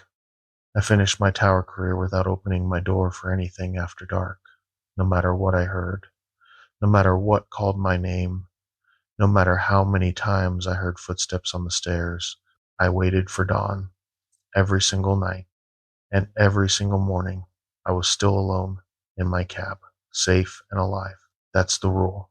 That's the only rule that matters. Wait for dawn. My name is Gabriel Torres. I'm a geological surveyor for Northern Mineral Analytics, a private consulting firm based out of Minneapolis. I've been doing survey work for 8 years, mapping mineral deposits, conducting soil analysis, running GPS grids across remote terrain. I'm good at my job, thorough, careful. I follow protocols and double check my data. But in June of 2016, I made choices that got 4 people killed, or lost, or taken. The official report uses the word missing because without bodies, that's all they can say. I know better. This is about the Boundary Waters survey, about what we found in those lakes, about why I sleep with the lights on now and why I'll never go back into wilderness where you can't see roads or power lines or any sign of civilization. The Boundary Waters Canoe Area Wilderness covers over 1 million acres of northeastern Minnesota. It's pristine, protected, land no motors, no roads, no development, just lakes, forests, and portage trails connecting everything in a massive water network. Our firm was contracted by a mining exploration company to conduct preliminary mineral surveys on a chain of remote lakes in the interior. The survey area was approximately 40 miles from the nearest road access, deep in the back country, where most people never go. 5 of us on the team, myself as lead surveyor, 2 junior surveyors named Riley Chen and Emma Kowalski, a wilderness guide named Jack Peterson, and a geologist named Dr. Leonard Hayes. Leonard was the client rep, there to verify our findings and collect samples. We put in at the Moose Lake entry point on June 6, 2016, 5 canoes, enough gear and food for 10 days, survey equipment packed in waterproof cases. The plan was simple: paddle and portage to our target lakes, establish a base camp, run our survey grid, collect data, paddle out. Standard wilderness survey work. I'd done dozens of trips like this. The paddle in took 2 days. We moved through a series of connected lakes, moose, newfound, sucker portaging between them when necessary. The weather was perfect. Clear skies, mild temperatures, no wind. Jack knew the route cold, called out every turn and portage before we reached it. We reached our target area on the evening of June 8th, a cluster of 3 small lakes. The maps called them North Gabbro Lake, South Gabbro Lake, and an unnamed pond locals called Mirror Lake. Dense forest, rocky shorelines, deep cold water fed by underground springs. Beautiful, isolated. We hadn't seen another person since leaving the entry point. We made camp on the north shore of North Gabbro Lake. Flat granite outcropping, good drainage, clear sight lines. Jack approved the location immediately. Perfect base camp, he said. We can reach all three target lakes from here without moving camp. We set up our tents in a semicircle facing the water, established a cooking area, hung our food bags high in the trees, away from camp. Standard bear country protocol. Jack ran through the safety brief. Stay together during the day. No solo trips. Always tell someone before you leave camp. Carry your whistle and radio. We ate dinner as the sun set. Dehydrated camping food, hot coffee, trail mix. Emma was excited. This was her second survey trip. Still new enough to find it all adventurous. Riley was quiet, making notes in his field book. Leonard kept checking his GPS unit, marking waypoints, planning tomorrow's route. I remember thinking this was going to be an easy trip. Good team, good weather, straightforward work. I was wrong. We started the survey on June 9th. The protocol was methodical. Paddle to designated coordinates, drop anchor, lower our instruments to measure water depth and bottom composition, take readings, record data, move to the next point. We were mapping the lake bed, looking for geological formations that might indicate mineral deposits. Riley and Emma worked north Gabbro Lake. Leonard and I took south Gabbro Lake. Jack stayed at base camp, organizing gear and preparing lunch. Riley and Emma radioed in at noon. We've got something weird here. I keyed my radio. Define weird. There's a survey marker on the north shore. Aluminum stake, orange flag, exactly like the ones we use. But we haven't been to this shore yet. I looked at Leonard. He shrugged. Could be from a previous survey. These lakes have been mapped before. Check the stake, I said. See if there's a date or firm marking. Riley came back 2 minutes later. It's one of ours. I can see the NMA stamp. And it's fresh. No weathering. No oxidation. This was placed recently. That's impossible, I said. We just got here yesterday. Nobody's been to the North Shore. I'm looking at it right now, Gabe. It's definitely ours. Leonard and I paddled over to their location. Sure enough, there was a survey marker driven into the rocky shore. Standard aluminum stake, 18 inches tall, orange safety flag. The stamp at the base read NMA 2016 with our company logo. These markers were part of our kit. We had 50 of them packed in a case back at camp. They were used to mark survey points and establish grid coordinates. Could someone have placed it as a prank? Emma suggested. Who? I said. We're 40 miles from the nearest person, and it's our equipment. Jack examined the stake. This was driven in with a proper mallet. You can see the hammer marks on the top. Someone knew what they were doing. I pulled out my field notebook and checked our inventory. We'd brought 50 markers. I'd counted them myself before we left Minneapolis. We need to check the equipment case, I said. We paddled back to camp. Jack went straight to the supply tent and pulled out the marker case. 49 markers. One missing. Okay, Leonard said slowly. So someone took a marker from our supplies and planted it on the North Shore. But who and when? We'd all been together since arriving.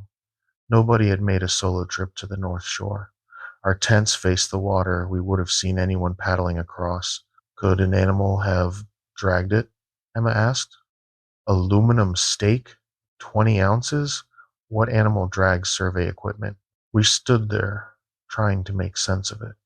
Finally, Jack said what we were all thinking. We need to check if anything else is missing.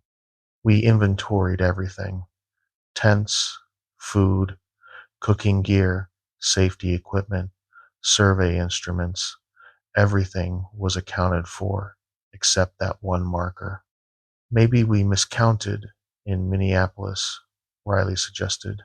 Maybe we only brought 49. I'd counted them 3 times. I was certain we'd brought 50, but uncertainty is easier than believing the alternative. We'll note it in the report, I said. Probably a packing error. Let's get back to work. We continued the survey that afternoon. Leonard and I finished the grid on South Gabbro Lake. Riley and Emma worked the eastern shore of North Gabbro. Everything was normal until Emma radioed at 4 p.m. Gabe, we found another marker. My stomach dropped. Where? South shore of North Gabbro. Same as before, our equipment, fresh placement. But there's something else. What? There are three of them, spaced exactly 30 meters apart, like someone was establishing a grid. Leonard and I met them at the location. Three markers, perfectly aligned, precisely spaced, professional placement, each one stamped with our company logo. I went back to camp and counted the case again. 46 markers remaining, four were missing now. The one from this morning, plus these three. This isn't possible, I said. We've been together all day. Nobody's placed these. Jack was scanning the tree line with binoculars. We need to consider that we're not alone out here.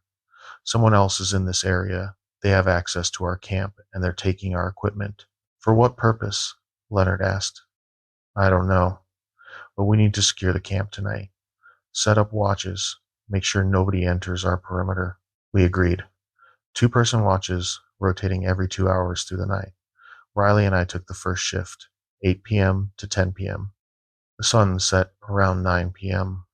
The forest got quiet, and that way wilderness does, no human sounds, just wind in the trees and water lapping against the shore. Riley and I sat by the fire, watching the darkness beyond our camp. Every shadow looked suspicious. Every sound made us turn. At 9:45 p.m., I saw a light across the lake on the far shore, maybe half a mile away. A small light, like a headlamp or flashlight, moving through the trees. You see that? I whispered to Riley. Yeah, someone's over there. We watched the light move parallel to the shore for about 5 minutes. Then it stopped, seemed to point directly at our camp for a moment. Then it went out. Should we radio them? Riley asked. On what frequency? We don't know who they are. Could be campers, could be friendly, or could be whoever's been taking our markers. We kept watching. The light didn't come back. Emma and Leonard took the next watch, 10 p.m. to midnight. Jack and I were supposed to take midnight to 2 a.m., then Riley and Emma from 2 to 4 a.m. I tried to sleep but couldn't. I kept thinking about those markers, perfectly placed, precisely spaced, professional work, someone who knew what they were doing. At 11:30 p.m., Emma woke me up. Gabe, you need to see this. I crawled out of my tent. Emma and Leonard were standing at the edge of camp, looking at something with their headlamps. Survey markers. Four of them, arranged in a perfect square around our campsite, exactly like the ones we used, each one driven into the ground at the cardinal points, north, south, east, west. They weren't here an hour ago, Leonard said. I walked the perimeter when we started our watch. These are new. I checked the equipment case. 42 markers remaining, 8 missing now. Someone is in our camp, I said. Right now, while we're sleeping, they're taking our equipment and placing it around us. We woke Jack and Riley, had an emergency meeting by flashlight. We're leaving, Jack said, flatly. First light, we pack up and paddle out. This isn't safe. We can't leave, Leonard protested. We have 6 more days of survey work. The client needs this data. The client can hire a new team. I'm responsible for keeping you alive, and right now I can't do that if someone is sneaking into our camp. We don't know it's hostile, Leonard argued. Maybe it's just someone's idea of a joke. It's not funny, Emma said quietly. She was looking at the markers around our camp. It feels like we're being marked, like prey. That word hung in the air, prey. We vote, I said. Majority decides. Stay and finish the work, or pack out at first light. Jack voted leave. Emma voted leave. Riley voted stay. He was worried about his reputation, this being only his second field assignment. Leonard voted stay, client pressure, contract obligations, career concerns. I was the deciding vote. I should have voted to leave. That's what my instincts were screaming.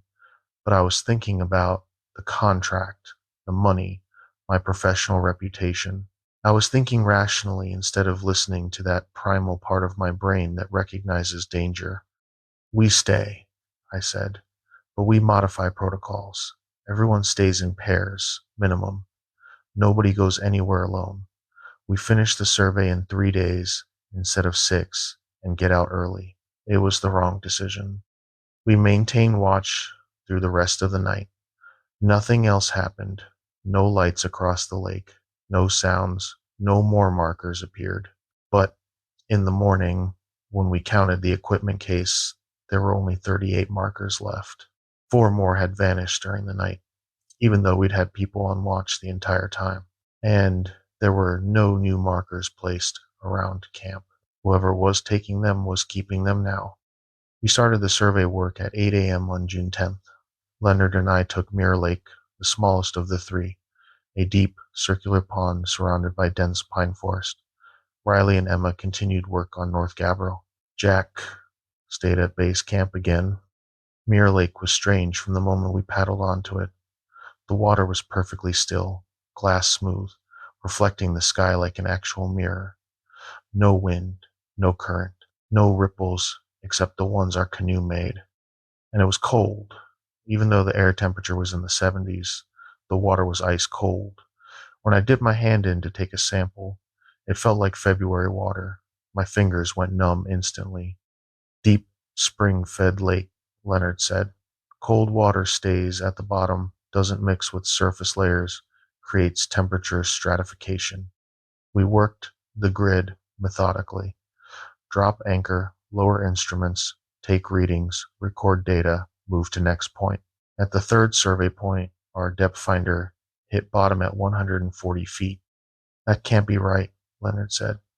The map shows maximum depth of 80 feet. We double-checked the equipment.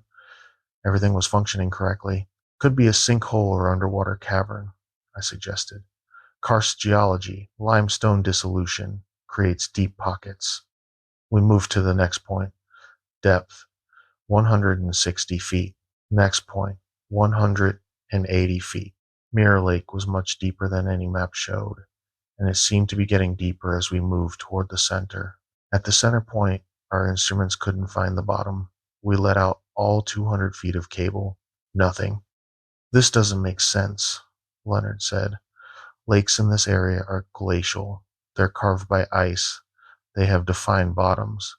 They don't just drop into nothing. I was looking at the shoreline. Something was off. The trees looked wrong. No, they looked too right. The tree line around Mirror Lake was perfectly symmetrical. Same species, same spacing, same height. Like someone had planted them deliberately. Leonard, look at the trees. He scanned the shore. Took him a moment to see it. That's unusual. It's not unusual. It's impossible. Natural forests don't grow in perfect circles. We paddled closer to shore. The trees were white pines, mature growth, probably 80 to 100 years old, but they were spaced exactly 10 feet apart, forming a perfect ring around the lake. Could be a historical tree farm, Leonard suggested weakly. 40 miles into designated wilderness, no roads, no access. Who plants a tree farm here? Between the trees, we started noticing other things. Flat stones, arranged in lines, geometric patterns in the undergrowth, small cairns of stacked rocks. We need to document this, Leonard said, pulling out his camera. That's when we saw the markers, our markers, dozens of them, placed in a perfect spiral pattern leading from the shore down toward the water. I counted them, 38 markers, every single one we've been missing. They were arranged in a tightening spiral, each one precisely placed, the spiral converging on a single point at the water's edge. We need to leave, I said, right now. Leonard was already moving, paddling hard for the exit channel. I helped, digging my paddle in, pushing us away from that shore. As we left Mirror Lake, I looked back. Something was standing between the trees. Tall, dark, perfectly still. I couldn't make out details. It was too far away, too shadowed by the pines, but it was watching us leave. I'm certain of that. We radioed Jack when we got back to base camp, told him about the markers, the spiral, the symmetrical trees.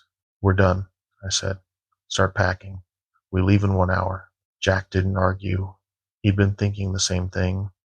Riley and Emma returned 30 minutes later. They looked shaken. We found markers on the North Shore, Riley said. 20 or 30 of them, but they weren't ours. What do you mean? Different company, different year. The stamps read Geological Survey Inc. 2011, but they were arranged the same way, in a spiral pattern. Leonard pulled out his laptop, searched the company name. Geological Survey Inc. went out of business in 2012. I can't find any record of them working this area. Someone was here before us, Emma said quietly, and someone did to them what's being done to us. We packed in silence, broke camp completely, loaded the canoes, prepared to paddle out. The plan was to retrace our route, North Gabbro to Sucker to Newfound to Moose, then out to the access point. 2 days of hard paddling. We left at 2 p.m. on June 10th. The paddle across North Gabbro Lake was normal. We moved as a group, 5 canoes in a tight formation. Jack led, I brought up the rear. The portage to Sucker Lake was a quarter-mile of trail through dense forest. We carried our canoes and gear in 2 trips, staying together, moving quickly. Sucker Lake looked wrong. The water was too dark. The shoreline was too quiet. And there, on the north shore, I could see markers. Our markers in a spiral pattern. How? Emma's voice was shaking. How did they get ahead of us? We have all our equipment. Everything's accounted for. I checked my pack. Our marker case was there. Strapped to my canoe, I opened it. Full. 50 markers, every single one accounted for. But on that shore, there are 50 more identical markers. Same stamps, same year, same company logo. Duplicates. We keep moving, Jack said. Don't stop. Don't look at them. Just paddle. We crossed Sucker Lake at maximum speed. Every stroke felt like escaping, like something was behind us, gaining ground. The portage to Newfound Lake was 3/4 of a mile, longer, more difficult terrain. Halfway through, Emma stopped. Do you hear that? We all stopped, listened. Voices, faint, distant, coming from ahead of us on the trail. Human voices, talking, laughing, normal conversation. Hello? Jack called out. Is someone there? The voices stopped. Then they started again, but now they were behind us. Same voices, same conversation, playing in reverse. Move, Jack said. Now. We ran the rest of the portage, didn't care about proper carrying technique, didn't care about protecting the equipment, just got to the lake and launched the canoes. Newfound Lake was 3 miles long. We could see the far shore, see the portage to Moose Lake. We were going to make it. We paddled hard. Nobody spoke, just focused on the rhythm. Stroke, stroke, stroke. We were halfway across when Riley's canoe stopped moving. Riley, I called. What's wrong? He was sitting perfectly still, paddle across his lap, staring at the water. Riley. Emma's canoe pulled alongside his. She reached out, touched his shoulder. Riley turned to look at her. His eyes were completely black. No white, no iris, just solid black from edge to edge. It's deep here, he said in a voice that wasn't quite his. So very deep. Then he stepped out of his canoe into the water. Didn't jump, didn't dive, just stepped over the side like he was stepping onto solid ground. He sank immediately. The water closed over his head. Emma screamed. Jack was already moving, paddling toward where Riley went under. Get a rope. I was pulling rescue line from my pack. Mark the position. Leonard threw an anchor. Here, right here. Jack dove. Came up 30 seconds later, gasping. Can't see anything. It's too deep, too dark. He dove again, and again. 4 more times. Nothing. Riley was gone. We searched for an hour. Dove dragged the area with ropes, called his name until our voices gave out. The lake had swallowed him. "We have to keep going," Jack finally said. "We can't help him. We need to get to the access point and call for help." Emma was sobbing. Leonard looked like he was in shock, but we paddled. We reached the portage to Moose Lake at 5 p.m. The trail was clearly marked, well traveled. 1 mile to Moose Lake, then a straight shot to the access point. We were going to make it. The portage trail split into two paths 50 yards in. Both were marked. Both looked legitimate. "This isn't right," Jack said. "There's only one trail. I know this route." The left path had a sign, Moose Lake, 1 mile. The right path had an identical sign, Moose Lake, 1 mile. "We take the left," Jack decided. "That's the correct direction based on my compass." We took the left trail. 20 minutes later, we emerged at a lake. But it wasn't Moose Lake. It was Mirror Lake, the same perfectly circular pond, the same symmetrical tree line, the same deep cold water. "That's impossible," Leonard said. "We're miles from Mirror Lake. We've been hiking away from it." Jack checked his compass, checked his GPS. "According to this, we're at Moose Lake. But that's," he pointed at the water, "that's not Moose Lake." Emma started backing away. "No, no, I'm not going near that water." "We'll try the other trail," I said. "Must have been a fork we missed." We went back to the split, took the right trail this time. 15 minutes later, we emerged at the same lake. Mirror Lake, again. "We're going in circles," Leonard said. His voice was flat, defeated. Jack tried 3 more routes, different directions, different trails. We kept detailed notes, marked trees, to avoid doubling back. Every trail led to Mirror Lake. The sun was setting, temperature dropping fast. "We camp here," Jack said. "At first light, we try again, with fresh eyes." We set up one tent. Everyone stayed together, built a fire, took turns on watch. Leonard disappeared during the night. Emma had the 2 a.m. to 4 a.m. watch. She woke me at 3:15. Leonard's gone. His sleeping bag is empty. We searched the area, called his name, found his footprints leading down to the water's edge. They stopped at the shore. No prints leading back. And in the trees nearby, we found more survey markers arranged in a spiral. Hundreds of them now, all stamped with different company names, different years, going back to 1976. Decades of survey teams, all gone. "We run," I said.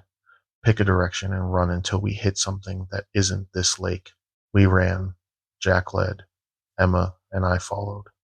We ran through the forest for what felt like hours. No trails, just crashing through undergrowth, jumping logs, pushing through branches.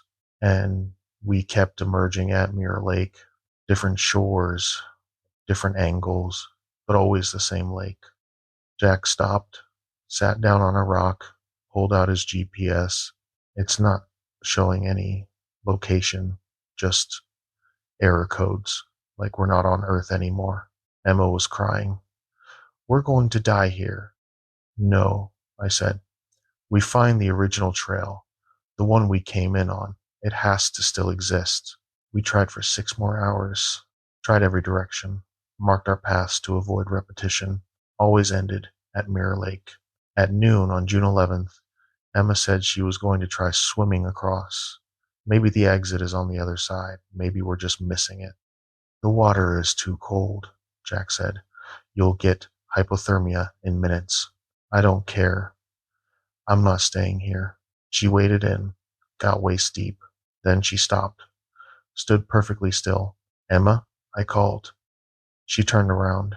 Her eyes were black, solid black, just like Riley's. "It's not deep here," she said in that wrong voice. "It's infinite." She walked further into the water, didn't swim, just walked like descending stairs until the water closed over her head. Gone. Jack and I searched until dark, found nothing. We didn't sleep that night, just sat by the fire, watching the trees, watching the water. At dawn on June 12th, Jack stood up. "I'm going to walk in one direction and not stop until I find a road or die trying. We should stay together. We are together. We've been together since the beginning, and we keep losing people. Maybe separation is the answer. He handed me his radio, his GPS, his emergency beacon. If I find a way out, I'll activate this. You'll see my coordinates. Follow them. Then he walked into the forest. I waited by the fire for 4 hours. His emergency beacon activated at 11 a.m. Coordinates showed him 8 miles southeast. I followed them exactly, used his GPS, stayed on the bearing, moved as fast as I could. The coordinates led me to Mirror Lake. Jack was standing in the water, waist deep, not moving, eyes black. Jack, please, come back to shore. He looked at me, smiled, not his smile, too wide. It showed me, he said. It showed me what's under the water. It's beautiful, Gabe. You should see it. Come back to shore. You'll see it soon. Everyone sees it eventually. He walked deeper, disappeared under the surface. I was alone. I sat on the shore of Mirror Lake for a long time, trying to think, trying to understand. The markers, the spirals, the voices, the black eyes. Whatever was here, it had been collecting survey teams for decades, drawing them in, turning them around, leading them to this lake, and then taking them, but it hadn't taken me yet. Why? I looked at the tree line, at the symmetrical pines, at the patterns in the stones, and I realized this whole place was a marker, a giant survey marker, marking something beneath the lake, something that wanted to be found. I stood up, gathered my pack, and I made a decision. I was not going to look for trails. I was not going to follow the GPS. I was not going to trust any path or marker or sign. I was going to walk in a straight line away from the water and not stop, no matter what I saw or heard. So I did. I picked a direction exactly opposite from where we'd come in, and I walked. I walked through dense forest. I walked through swamps. I walked through areas where the trees grew so thick I had to crawl. I didn't stop when I heard voices calling my name. I didn't stop when I saw lights through the trees. I didn't stop when I emerged at what looked like Mirror Lake again and again. I just kept walking in that straight line for 37 hours. I collapsed on a dirt road at 4 a.m. on June 14th, 2016. A Forest Service ranger found me at 6 a.m., dehydrated, hypothermic, incoherent. I spent 3 days in a hospital in Ely. When I could finally speak coherently, I told them about the team, about Mirror Lake, about the markers. And they organized a search and rescue operation, 60 personnel, helicopters, search dogs. They spent 2 weeks combing the area. They found our base camp on North Gabbro Lake, exactly where we'd left it, tents still standing, food still hanging in the trees. They found Mirror Lake, documented the symmetrical trees, the stone patterns, the survey markers for multiple decades. They did not find Riley Chen, Emma Kowalski, Jack Peterson, or Dr. Leonard Hayes. No bodies, no equipment, no signs of struggle. The investigation concluded that all 4 individuals likely drowned in Mirror Lake during separate incidents. The depth soundings were inconclusive. Different equipment showed different depths, ranging from 80 feet to unmeasurable. A diving team was brought in. They went down 200 feet, found nothing, no bodies, no equipment, no bottom. They sealed the dive operation and classified Mirror Lake as unsafe for recreational use. The markers were collected and analyzed. Every single one was authentic stamped by legitimate survey companies, dated correctly, showing normal wear and environmental exposure. But there's no record of those companies ever working that area. No permits, no contracts, no documentation. They just appeared like they'd always been there. I don't work as a surveyor anymore. Can't do it. Can't use the equipment. Can't look at maps. Can't trust any marker I see in the wilderness. I work in an office now, accounting, numbers on screens, nothing real.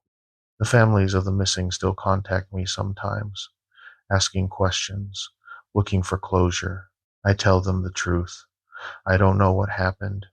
I don't know where they are, but I know they're still at Mirror Lake, standing in the water, eyes black, smiling that wrong smile, waiting for the next survey team to find them. If you work in wilderness areas, if you conduct surveys or research in remote locations, pay attention to your markers. Know exactly how many you have. Check your inventory daily. And if you find markers that match your equipment in places you haven't been yet, leave immediately. Don't investigate. Don't try to understand, because some things in the wilderness aren't meant to be surveyed. Some things are doing the surveying, and if they've marked you, if they've placed their spiral around you, you're already inside the pattern. You just haven't realized it yet. This interview was never supposed to leave the FBI field office. The agent who recorded it was reassigned within a week, and the case file it references doesn't officially exist. My name is Special Agent Rebecca Walsh, Federal Bureau of Investigation. I've worked violent crimes and missing persons cases for the Northern District of Wisconsin for 9 years. I've interviewed hundreds of witnesses, dozens of suspects, and more grieving families than I care to count. But I've only had one interview that made me request a transfer. This is about November 2015, about a hunting party that went into Superior National Forest, about the one man who came back and what he told me in that interview room. The recording exists. I made a copy before they sealed the file. I'm violating about 6 different federal regulations by talking about this, but I don't care anymore. Someone needs to know what's in those woods.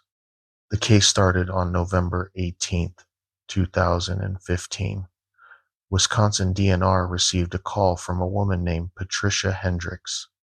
Her husband, Robert Hendricks, was 5 days overdue from a hunting trip. He and 5 other men had driven up to Superior National Forest on November 9th for their annual deer hunting expedition. They were supposed to return on November 16th. Nobody had heard from any of them. Patricia gave us the names: Robert Hendricks, her husband, age 58, James Wolcott, age 61, Kenneth Shaw, age 55, William Cross, age 49, Raymond Moss, age 63, and Thomas Garrett, age 67. 6 experienced hunters, all Wisconsin residents, all with decades of hunting experience between them. They'd been making this exact trip together for 23 years. The DNR organized a search operation, found their trucks parked at a remote access point off Forest Road 217. All 3 vehicles locked and secure. No signs of trouble. They found the hunting camp on November 19th. 4 wall tents set up in a clearing about 6 miles from the access point. Camp was intact, food still in the coolers, gear organized, rifles secured in their cases, everything normal, except no hunters. The DNR expanded the search. County sheriff got involved. By November 20th, we had 40 people combing that area. They found hunting blinds and game trails the party had been following, evidence of deer processing, but no hunters. On November 21st, a search dog found Thomas Garrett. He was walking along Forest Road 217, 15 miles north of the camp, hypothermic, dehydrated, incoherent. He was wearing someone else's hunting jacket, one that belonged to Raymond Moss. His own jacket was missing. He had no weapon, no pack, no explanation for where he'd been. They airlifted him to St. Mary's Hospital in Superior. By the time he was stable enough to talk, the FBI had been called in. 6 missing persons in a national forest is federal jurisdiction. I got the assignment. I drove up to Superior on November 23rd, met with the DNR coordinator and county sheriff first, reviewed what they'd found. Then I went to interview Thomas Garrett. He was in a private room, hooked up to IVs, being treated for frostbite on his fingers and toes. 67 years old, retired conservation officer, 40 years of law enforcement experience. Not the kind of guy who spooks easily, but when I walked into that room, I saw fear in his eyes that I'd never seen in a witness before. I'll transcribe the interview as accurately as I can remember. I've listened to the recording maybe 100 times. I know every word, every pause, every inflection. The interview began at 2:14 p.m., November 23rd, 2015, St. Mary's Hospital, Superior, Wisconsin. Present, Special Agent Rebecca Walsh, FBI. Subject, Thomas Garrett. Witness and potential victim. I started with standard protocol. Mr. Garrett, I'm Special Agent Walsh with the FBI. I need to ask you some questions about your hunting trip. Are you comfortable speaking with me? He nodded. His hands were shaking. Can you tell me what happened? Start from the beginning. He took a long breath. When he spoke, his voice was steady but quiet. We drove up on the 9th, Monday morning. Same trip we make every year. Same spot, same camp setup, same routine. We've been doing this since '92. 23 years. Same 6 guys. And nothing seemed unusual when you arrived? No. Weather was good. Camp went up smooth. We spent the first day scouting, setting up blinds, checking trails. Everything normal. When did things change? Third day, November 11th, Wednesday. He stopped, stared at his hands. What happened on Wednesday, Mr. Garrett? We split up to hunt. Standard procedure. Robert and Jim went north. Ken and Bill went east. Ray and I went west. We each had radios, GPS, the works. Professional setup. What time did you split up? Around 6:30 a.m. Just after dawn. We planned to meet back at camp for lunch at noon. Did everyone make it back? No. Robert and Jim didn't come back. We waited till 1, then 2. Ray radioed them.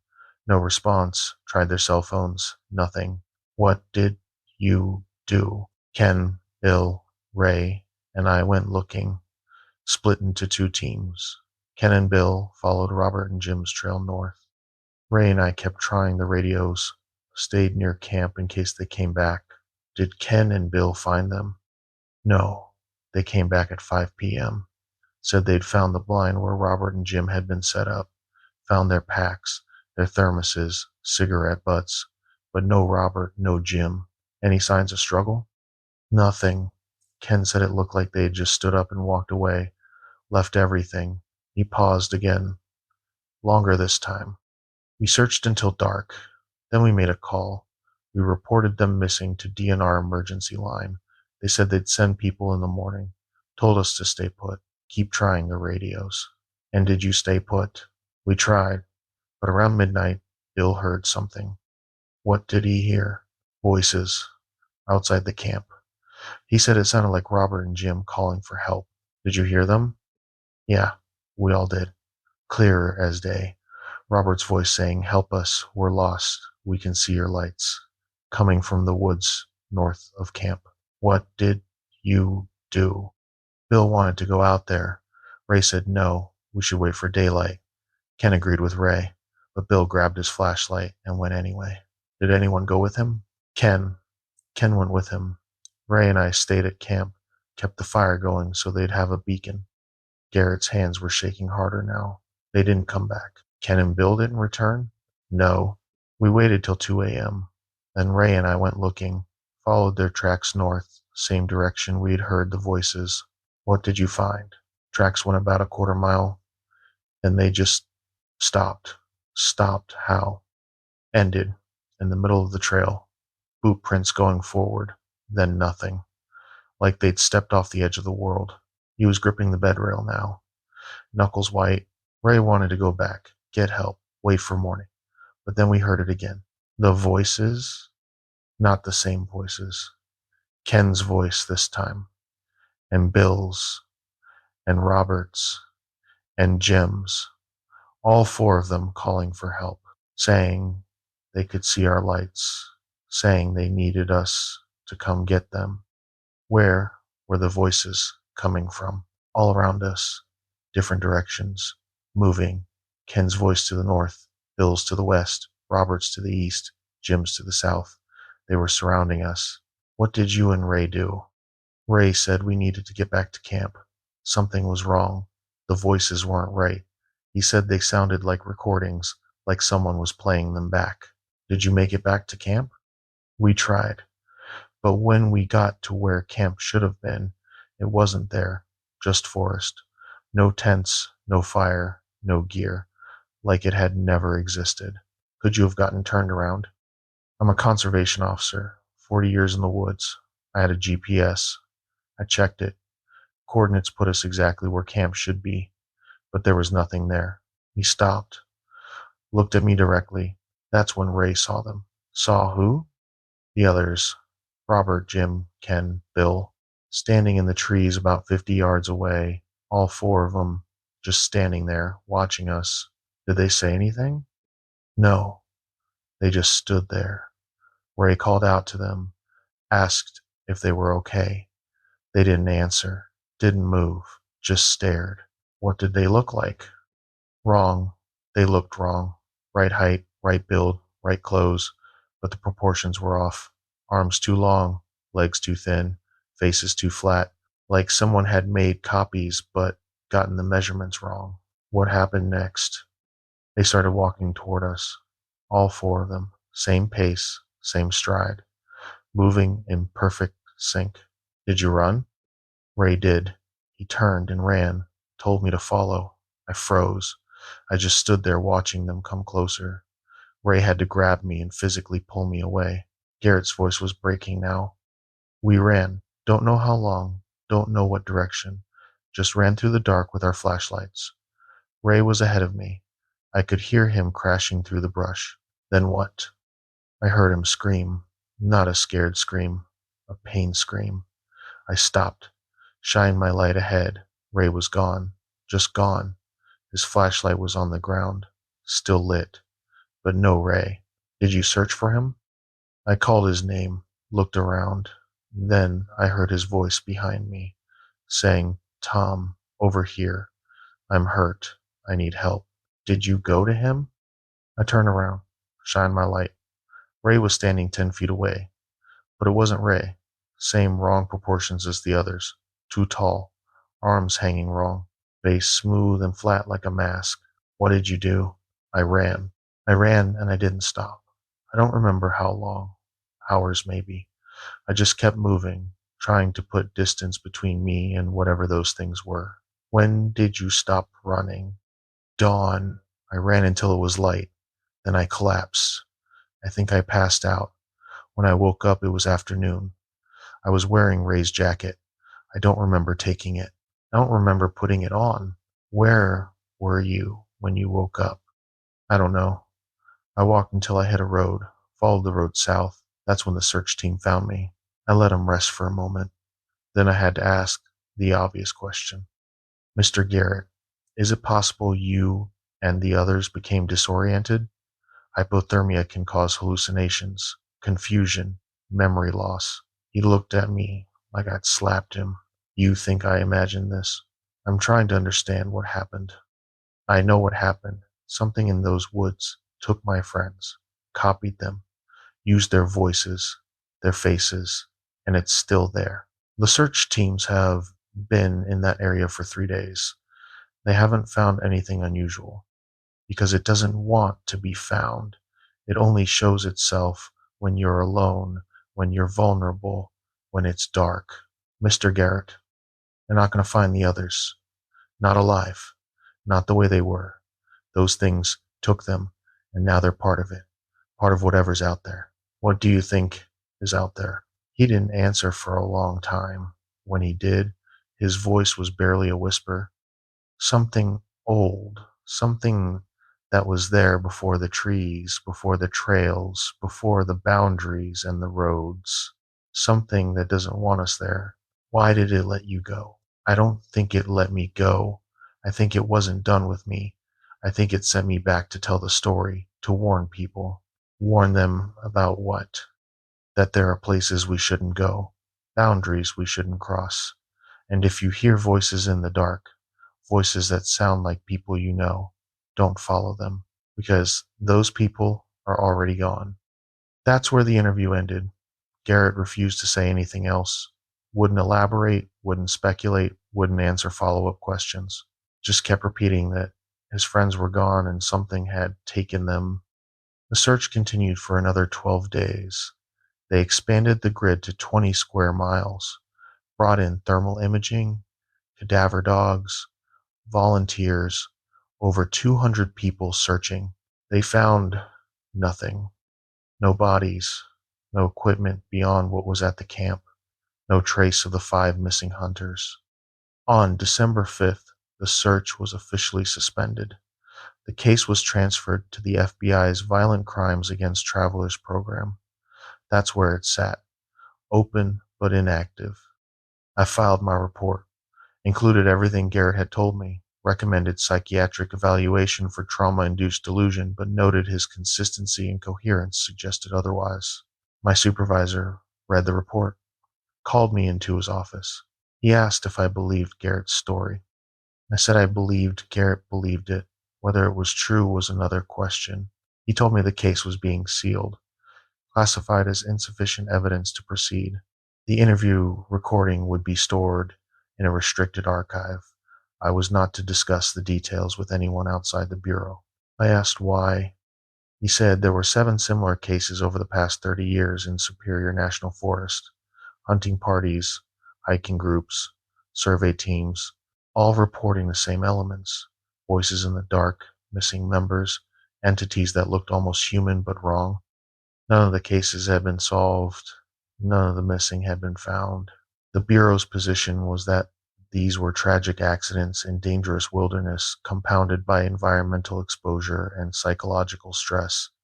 Nothing more. I asked what he thought. He said it didn't matter what he thought. It mattered what could be proven. And there was no proof of anything beyond 6 men entering the forest and 1 coming back. 3 weeks later, Thomas Garrett died. Heart attack, according to the death certificate. Natural causes. He was 67. History of high blood pressure. Recent trauma. Not suspicious. But I wonder, because I listened to that interview recording, I heard the fear in his voice, the certainty, the knowledge that something had taken his friends and let him live. And I've read those other 7 cases. Different locations, different circumstances, but always the same pattern. Voices calling from the darkness, figures that look almost human, people walking away and never coming back. 8 cases in 30 years, 5 missing hunters each time, 40 people gone, no bodies, no evidence, no explanation. The cases are sealed, the files are restricted, the Bureau doesn't talk about them. But I copied the interview, I saved the recording, and now I'm telling you, because Thomas Garrett was right. There are places we shouldn't go, boundaries we shouldn't cross. And if you're hunting in Superior National Forest, if you hear voices calling from the darkness, voices that sound like people you know, don't follow them. Don't investigate. Don't try to help. Just get to a road. Get to lights. Get to civilization. Because those voices aren't your friends. They're what took your friends. And they're calling you next. The search for the 5 hunters was officially closed in December 2015. Their families held memorial services. Their names were added to the list of people lost in the wilderness. But they're not lost. They're still there, somewhere in those woods, walking around in the dark, calling out to the next group that comes through, using voices that sound exactly right until you see the faces. If you enjoyed this story, please like, subscribe, and hit the notification bell for more true wilderness encounters. If you've experienced something similar in remote areas, share your story in the comments. And remember, in the wilderness, not every voice you hear is friendly, and not every face is human.